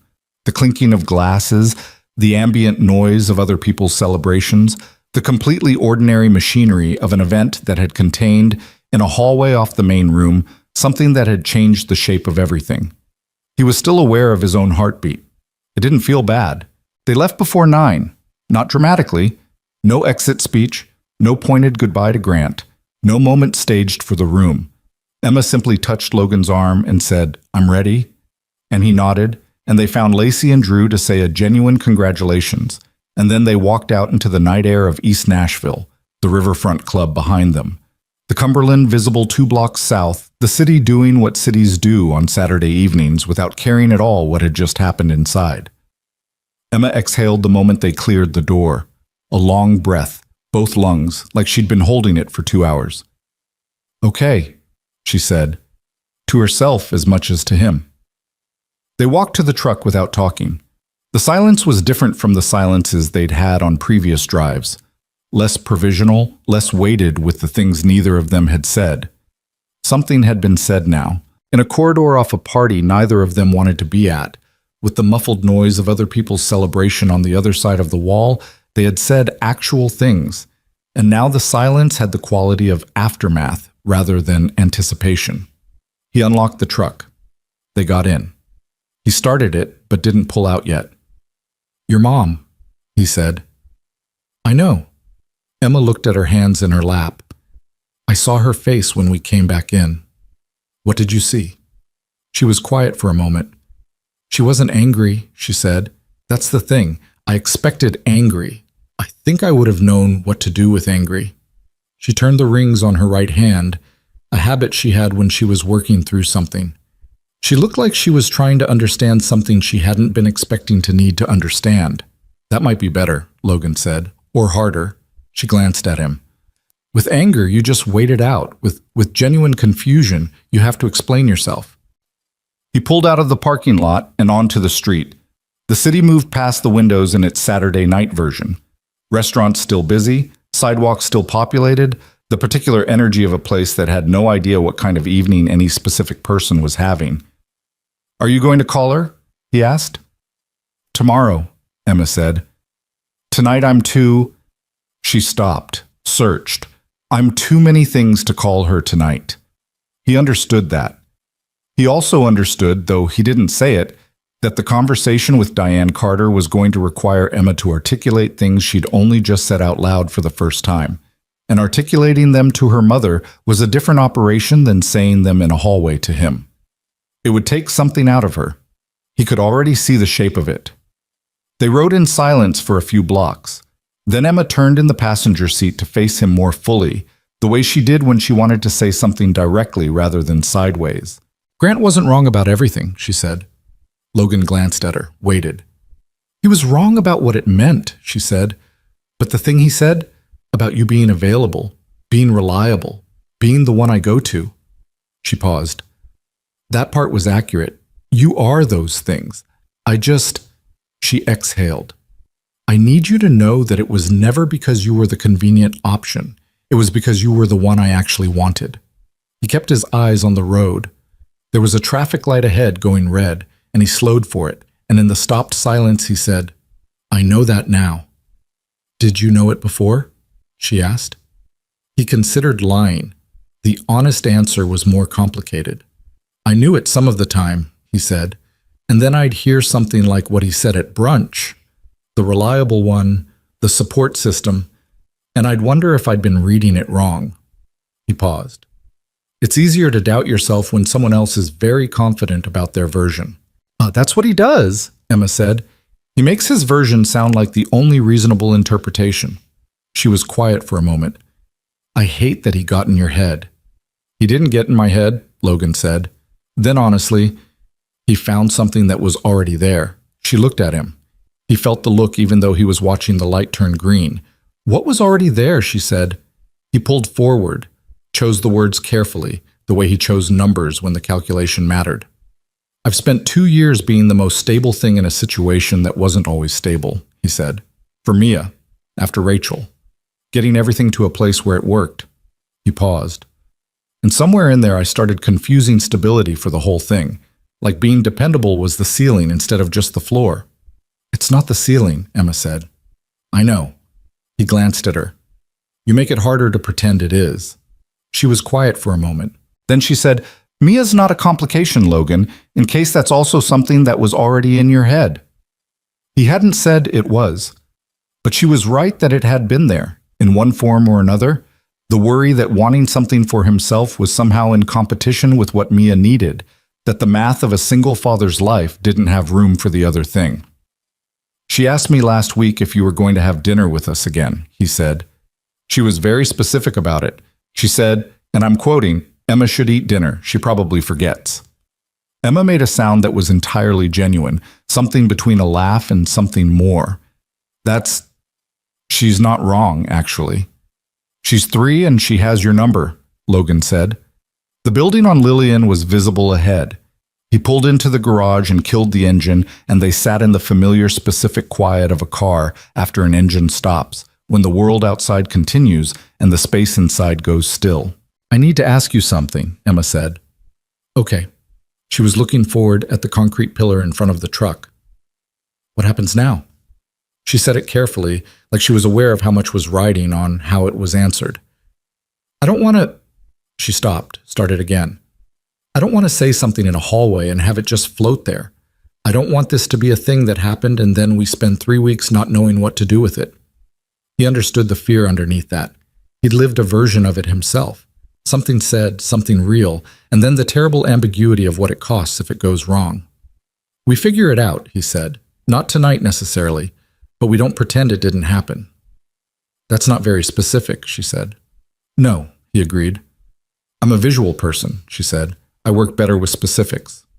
He turned to face her. She was looking at him now, the garage light catching the side of her face, the ivory dress slightly wrinkled from a long evening, the hair that had started the night arranged now less so.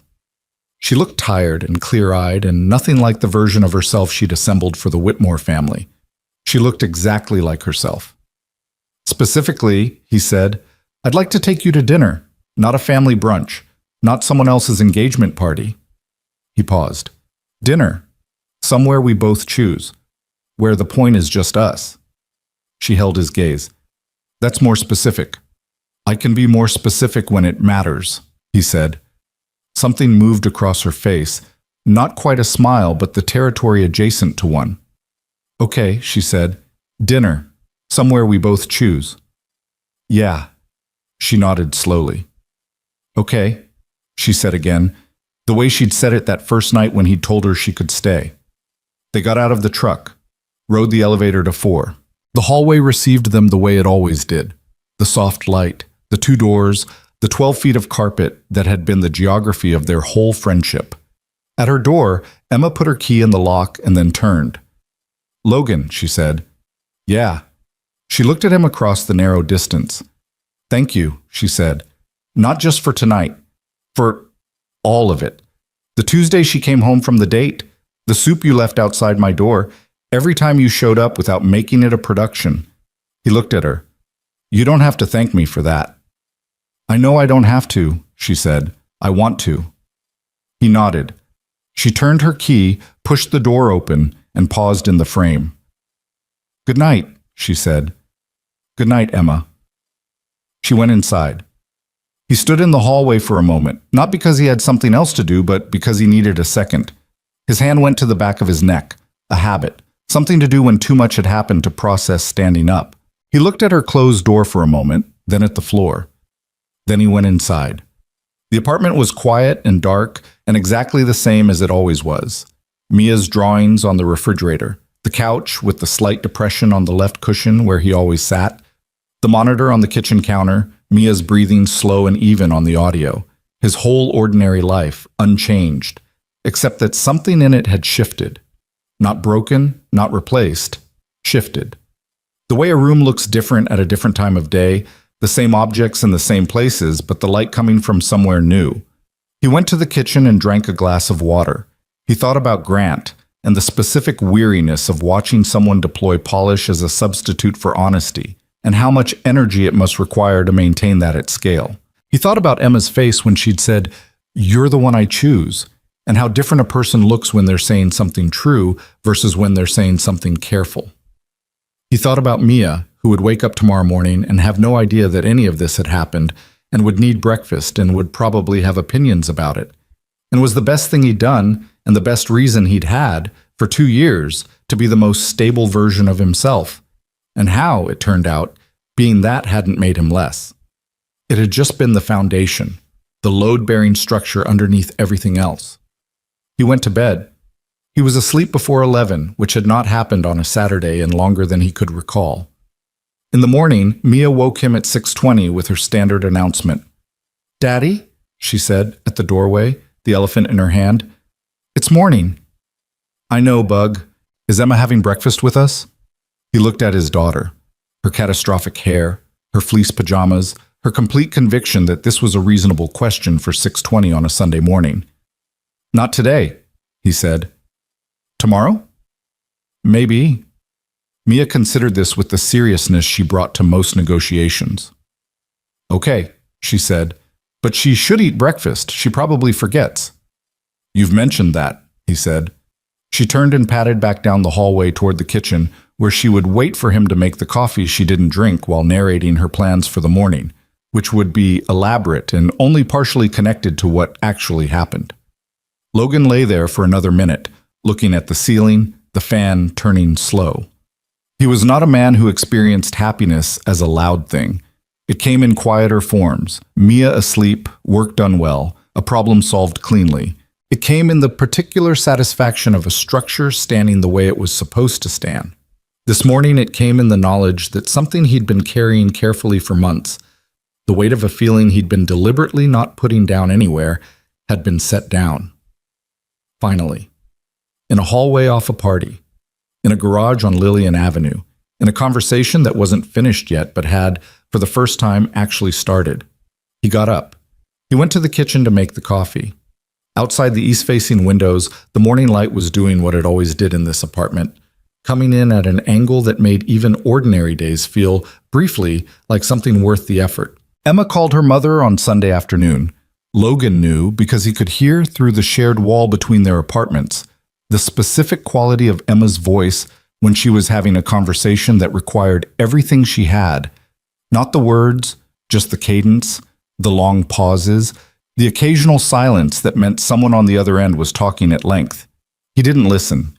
He took Mia to the small park 2 blocks over and pushed her on the swings for 45 minutes while she issued instructions about swing height with the precision of an air traffic controller, and by the time they got back, the wall was quiet. Emma texted at 4:17. "Talk to my mom." It was long. "You around later?" He texted back, "Yeah, come over whenever."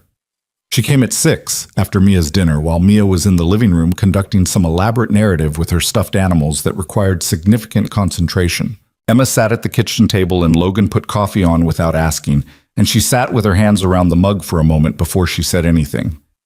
"She cried," Emma said. He sat down across from her, waited. "Not angry crying," Emma said. "The other kind. The kind that's harder to sit with." She looked at the table. She said she didn't realize she'd been making me feel like I wasn't enough as I was. She said she thought she was helping. Did you believe her? Yeah. Emma exhaled. That's the thing. I do believe her. She wasn't trying to diminish me. She was scared. She has this picture in her head of what a safe life for me looks like, and it involves a certain kind of man and a certain kind of stability, and she's been trying to steer me toward it because she loves me, and she doesn't know how to love me without steering. What did you say to that? Emma wrapped both hands around the mug. I said I understood, and then I said it still caused damage, even if it wasn't intended. She looked up. She didn't love hearing that, but she didn't argue with it either. Logan nodded. She asked about you, Emma said. He raised an eyebrow. What did she ask? She asked who you were to me. Emma said it evenly, but there was something working underneath it. Not like Grant asked it, not as a challenge or a reframing. She just asked, genuinely. What did you tell her? Emma looked at him across the kitchen table. In the living room, one of Mia's stuffed animals appeared to be on trial for something. Mia's voice was going through the particular register she used for serious deliberation. I told her you were the person I wanted to be with, Emma said, and that I'd known it for a while and had been slow about saying it. Logan held her gaze. How'd she take that? Emma was quiet for a moment. She said she hoped she'd get to know you properly. A pause. And then she said Mia sounded lovely, which means she'd been listening to me talk about Mia for months and had been categorizing it under Emma's neighbor's kid and was now recategorizing it. She almost smiled. My mother recategorizes things quietly and then acts like she'd always understood them that way. It's a skill. My mother's already halfway to planning something, Logan said. I can feel it from across the city. Emma laughed, the real one. It filled the kitchen and briefly interrupted whatever judicial proceedings were happening in the living room because Mia appeared in the doorway to assess the source of the noise and then returned to her case without comment. So, Logan said. So, Emma said. Dinner, he said. You said okay to dinner. I did say that. Thursday, he said. My mother can take Mia. She's been waiting for an excuse. Emma looked at him with the expression she had when something was both exactly what she wanted and slightly terrifying. Thursday, she said. Yeah, okay. You keep saying okay, he said. It's a good word, she said. It covers a lot of ground. Thursday came the way important things do, preceded by ordinary days that were somehow both too long and too short. Logan worked, picked up Mia, made dinner, read books, maintained the structure of the life he'd built, all of it exactly as it had been. Except that Emma knocked on Tuesday evening with a question about a lens she was thinking of buying, and they talked for an hour and a half about things that were adjacent to the question and never quite returned to it. And when she left, he stood in his doorway for a second, watching her cross the hall, and she turned at her door and caught him watching, and neither of them made it awkward, which was either a good sign or they were both too tired for awkward, and probably both. His mother picked Mia up at 5:30 on Thursday with the energy of someone who had been given a gift. You look nice, his mother said, with a meaningful pause before and after nice that contained approximately 3 separate conversations he wasn't having with her tonight. Thanks, Mom. Emma? Mom. I'm just asking. You're not just asking, he said. You're doing the thing where you ask something that's actually 7 other things. Ruth Brooks had the expression of a woman who had been accurately identified and was choosing not to confirm it. Have a good dinner, she said. Thank you for taking Mia. She's my granddaughter. It's not a favor. She buckled Mia into the back seat. It's the second best part of my week. What's the first? Book club, she said, without hesitation. We're doing a thriller this month. Someone gets pushed off a boat. She pulled out of the parking garage with the satisfaction of a woman who had everything she needed for the evening. Logan went upstairs and changed his shirt twice, which he would not be telling Derek. The restaurant was Emma's choice, a small Italian place on Woodland Street. Nothing elaborate, the kind of place with maybe 15 tables and handwritten specials on a chalkboard and wine poured without ceremony.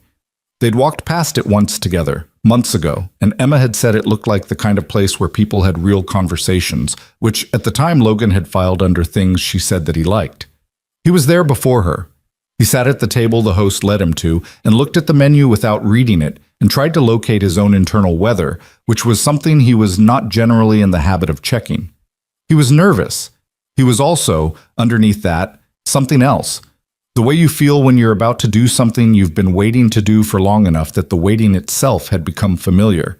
And now the thing is actually happening, and the absence of waiting is its own adjustment. Emma came in at 7:04. She was in something simple, dark jeans, a blouse the color of rust, her hair down. She looked like herself, which was what he'd hoped for, which was the whole point of this restaurant over any other kind.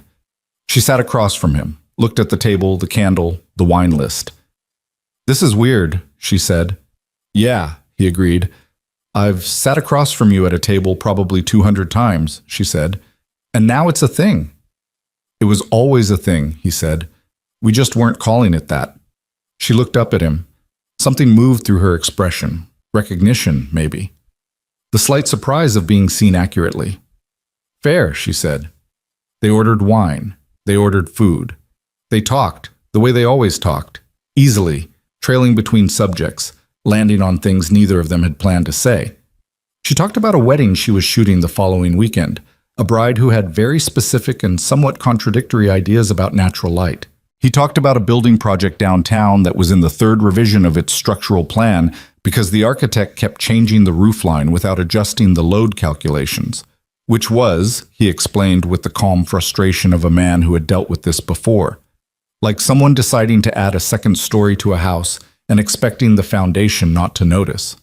Emma laughed at that. "Is that a metaphor?" she said. "It's my Tuesday," he said.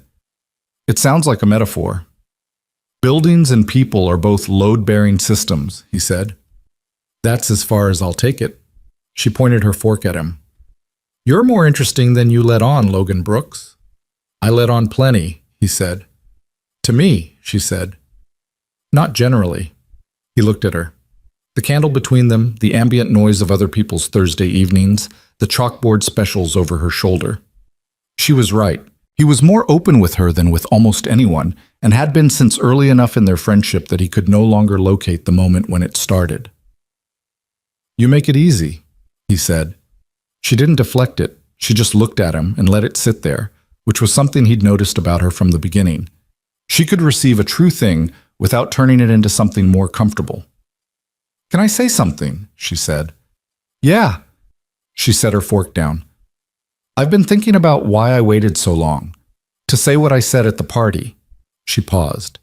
"And I think it's because I was afraid of being wrong. Not about you, about myself, about whether what I felt was real or whether I was just..." She searched, running toward something comfortable because the other thing was hard. He waited. "And I realized," she said, "that I kept testing it. Every time something with Grant felt off, I'd check myself. Is this just avoidance? Am I just using Logan as an excuse not to do the work?" And the answer kept being no. It wasn't avoidance, it wasn't comfort-seeking. She looked at him steadily. It was just you. The actual you. That's what kept coming back. Logan looked at her. He was aware, in this moment, of the specific danger of this kind of honesty. The way it required you to be in it without the protection of distance or deflection. The way it made you vulnerable in a way that was not comfortable, but was the only way anything real ever got built. "I was afraid of a different thing," he said. "What?" "That I'd say something and you'd let me down easy," he said. "And then we'd have to live across the hall from each other with that in the air." He paused. "I couldn't calculate the outcome. And when I can't calculate the outcome, I tend to not act." "That sounds lonely," she said. "It was," he said. Simply, without drama. She reached across the table and put her hand on his. Not as a gesture, not building to something or pulling back from it. Just placed it there, the way she'd touched his forearm in the hallway at the party, because she'd needed to confirm something was real. "It's real," she said. He turned his hand over under hers. "Yeah," he said. "I know." They ate. They talked more. The restaurant filled and then slowly thinned as the evening moved through its hours, and they stayed at their table longer than was strictly necessary, The way you stay somewhere when the leaving would mean the night is over and you're not ready for the night to be over. When they walked home, they walked close. Not holding hands, not yet. That would come, but not tonight. Tonight was its own thing and didn't need to be rushed into the next thing. The air was the specific temperature of a Nashville late spring night, warm enough that you didn't need a jacket, but cool enough that you noticed the warmth of the person walking beside you. At Lillian Avenue, at the door of the building, Emma stopped. She turned to face him on the sidewalk. The streetlight was doing something particular to the way she looked, softening the edges, which she didn't need and he didn't require but was there anyway. "Logan," she said. "Yeah. I'm going to knock on your door tomorrow morning," she said. "Not because of an emergency, not because I need help with something, just because I want to." He looked at her. "Okay," he said. She smiled. The full version, the one that she didn't ration. "You and your okays," she said. "It covers a lot of ground," he said, and she laughed, and he held the door open, and they went upstairs. The weeks that followed were not a movie. That was the thing about real life. It doesn't resolve cleanly into a final scene. It keeps going. It accumulates.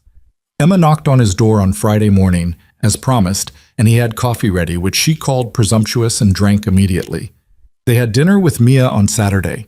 Emma brought the ingredients for pasta, and Mia helped in the way 3-year-olds help, which is to say, she stirred things that didn't need stirring and provided a running commentary on the proceedings, and at one point declared that the pasta was ready when it had been in the water for 45 seconds. "It's not ready, Bug," Logan said. "I think it is," Mia said. "She has strong convictions," Emma said from the counter. "She gets that honestly," Logan said, and Emma looked at him with an expression that meant she'd caught what he meant and was filing it. They ate at the kitchen table, the 3 of them, and it was ordinary in the specific way that things are ordinary when they're also exactly right, when the rightness doesn't announce itself but is just present, the way temperature is present, something you'd notice most sharply if it were removed. After dinner, Mia fell asleep on the couch before 7:30, which was earlier than usual, and which Logan attributed to a very active week at preschool that had involved, according to Mia's account, a disagreement about a red crayon of such complexity that he was still not entirely sure he understood all the parties involved. He carried her to bed. Emma was in the kitchen when he came out, washing the dishes with the ease of someone who'd done it before and would again. Not because she'd been asked, just because she was there and it needed doing, which was the kind of thing that made him understand more than anything else why everything Grant had said about convenience had missed the point so completely. It wasn't that Emma was in his life because it was convenient. It was that she'd made herself at home in it because she wanted to be there. Those were not remotely the same thing. He stood in the kitchen doorway and watched her for a second. She didn't notice for a moment, and then she did, turned and saw him looking. "What?" she said. "Nothing," he said. "You have a look." "I don't have a look." "You definitely have a look." She handed him a dish to dry. "What is it?" He took the dish. "I was just thinking about something Grant said," he said. "About me always being available, like it was a character flaw. But Emma turned back to the sink. "It's not a flaw." "No," he agreed. "But I thought about why I am the way I am. The stability, the reliability, all of it." He dried the dish. "For a long time after Rachel, I told myself it was about Mia, that I was building the steadiest life I could so she'd have something solid to grow up in." He paused. "And that's true. But it's not all of it." Emma waited. "I also did it because it was something I could control," he said. "Everything else. What Rachel chose, what happened to the marriage, the fact that I was 30 with a 14-month-old in a half-empty apartment. I couldn't control any of that. But I could control whether the bills were paid and the food was made and someone was there when Mia needed them." He set the dish down.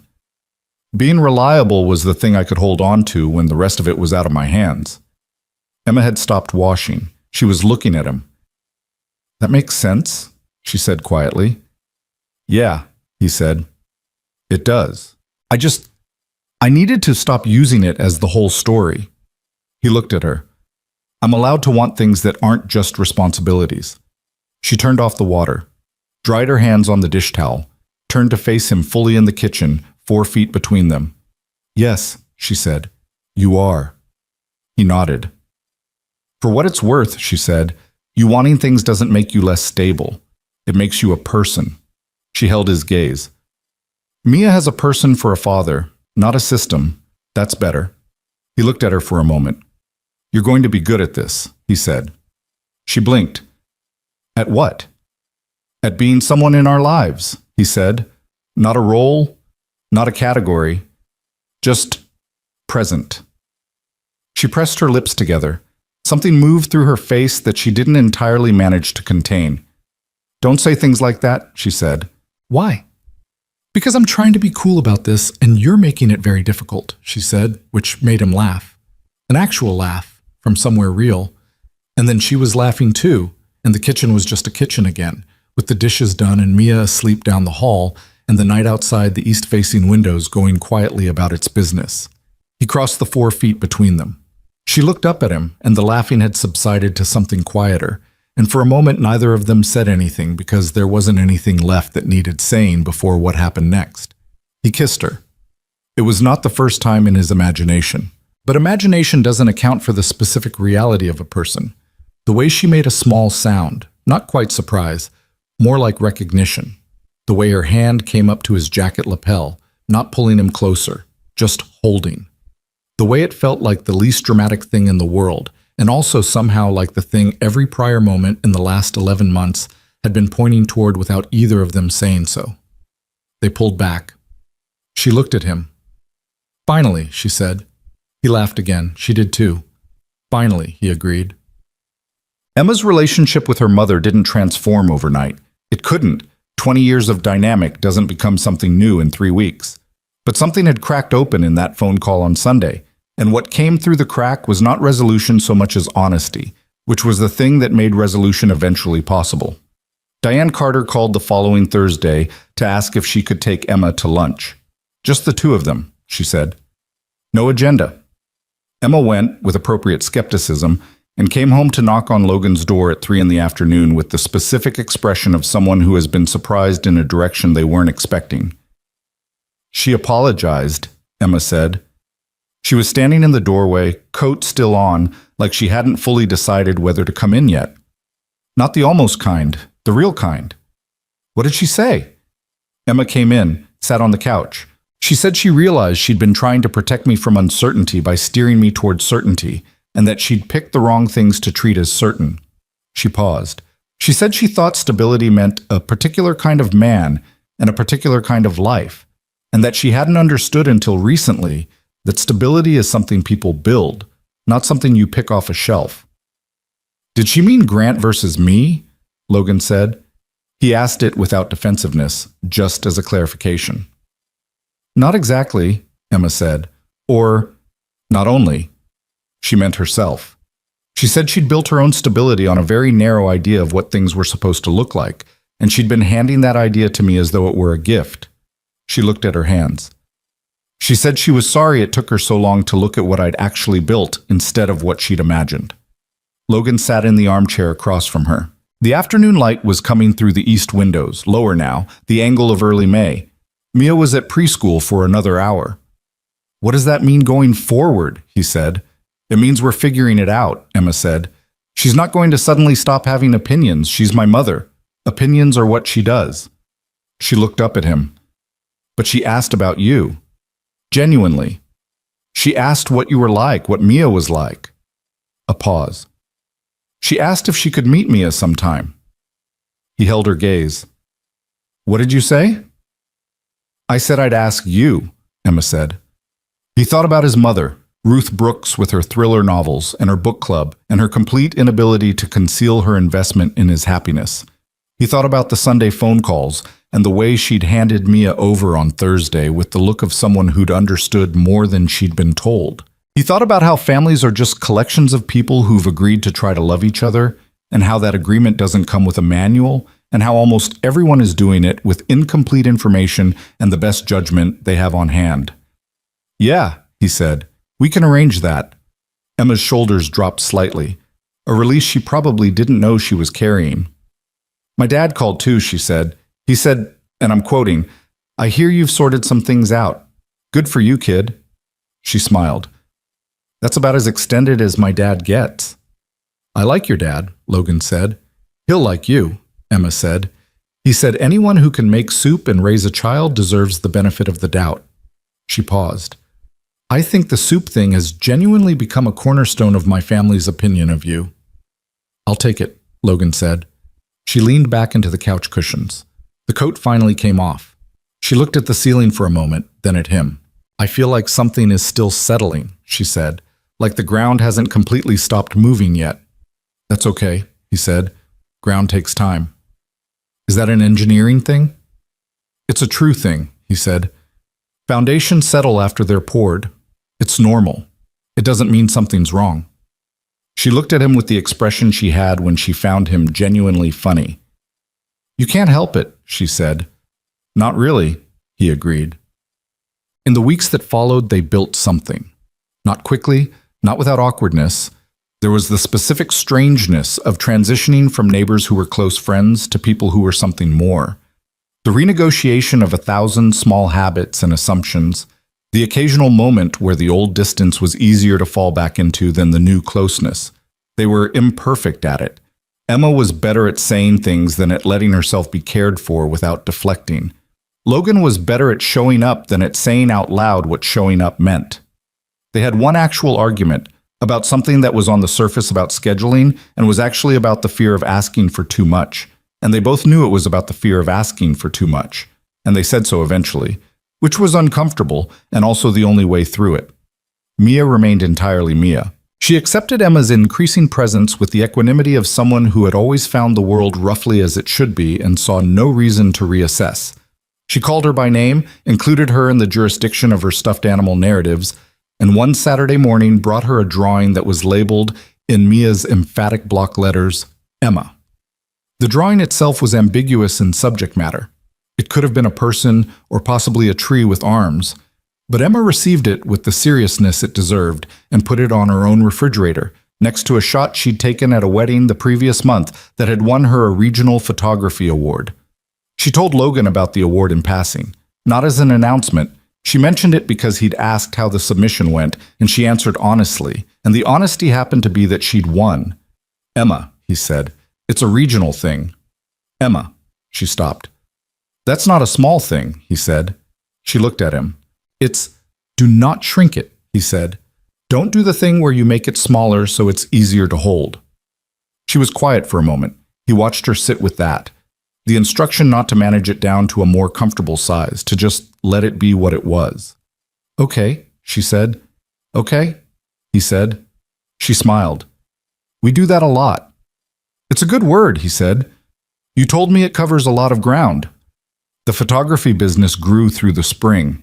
She took on 2 new clients on the editorial side, work she'd been hesitant to pursue at scale because it required blocking weekends, and she'd been unconsciously keeping her schedule flexible in ways she was only now recognizing were tied to the old dynamic, the sense that her time was negotiable when other people's needs were pressing.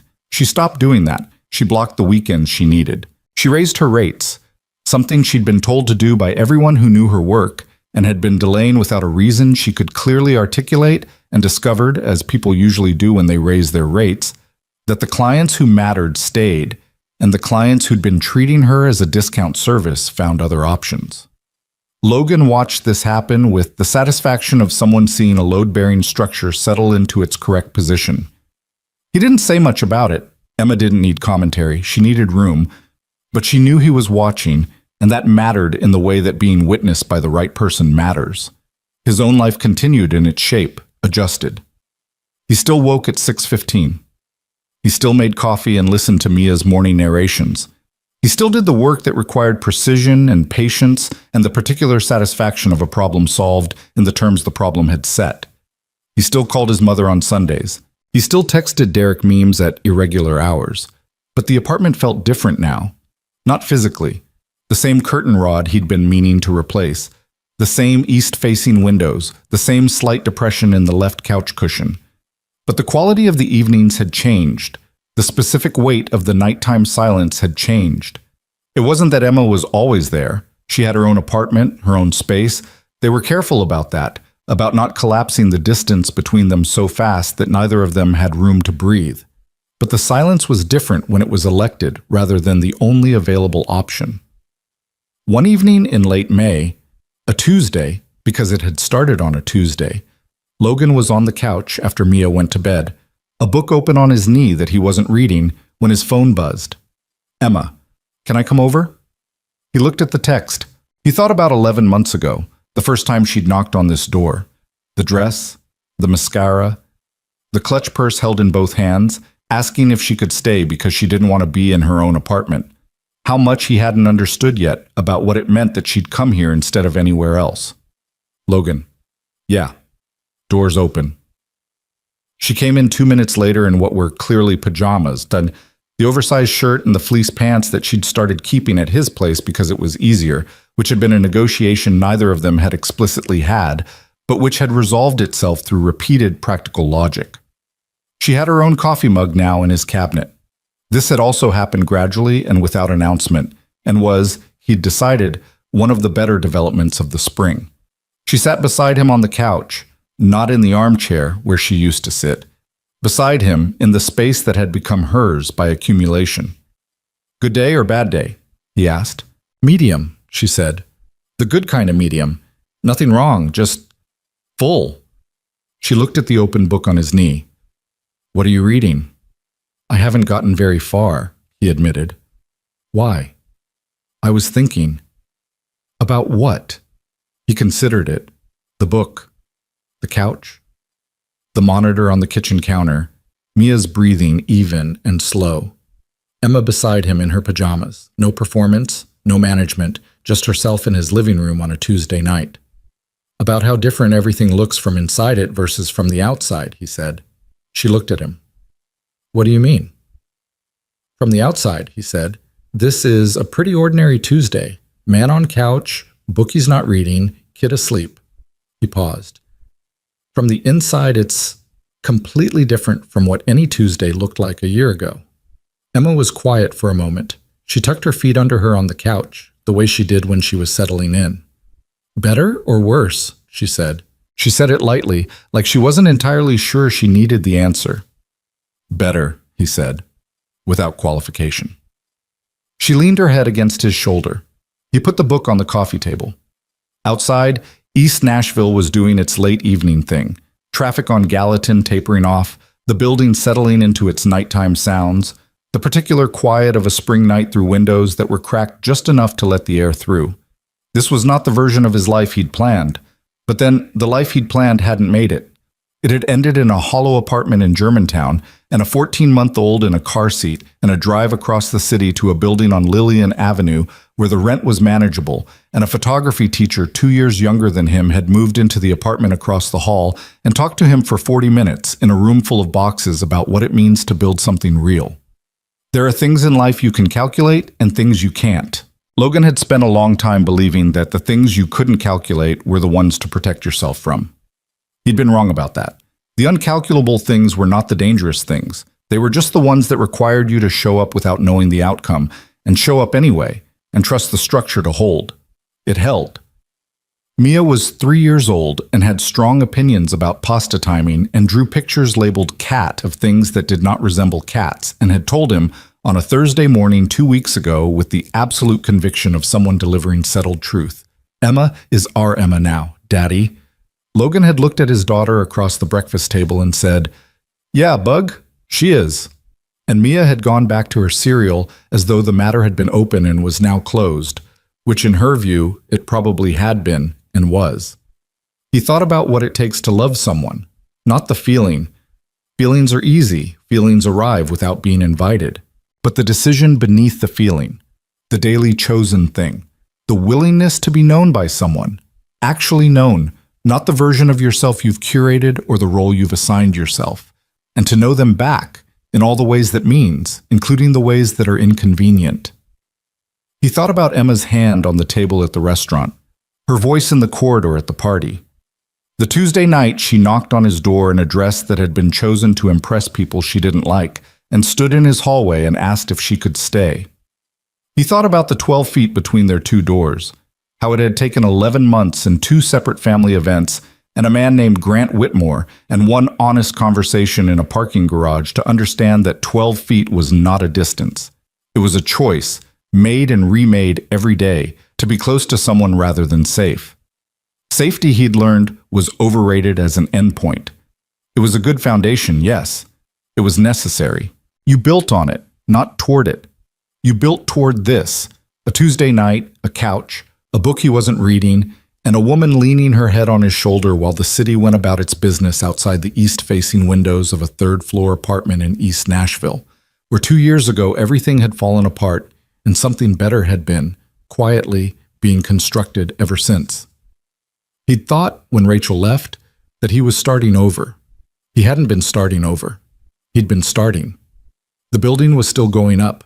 The load-bearing walls were in. The foundation had settled. Whatever came next would be built on something real. Not the idea of stability, not the performance of it, but the actual thing, tested and true. Beside him, Emma's breathing slowed. She wasn't asleep, just resting. He could tell the difference. Outside, a car passed on Gallatin. Inside, the monitor carried the soft rhythm of Mia's sleep. The apartment was exactly itself, imperfect, lived in, accumulated, and Logan Brooks was exactly where he was supposed to be. Not because it was safe, because he'd chosen it, and because for the first time in a long time, the choosing was enough.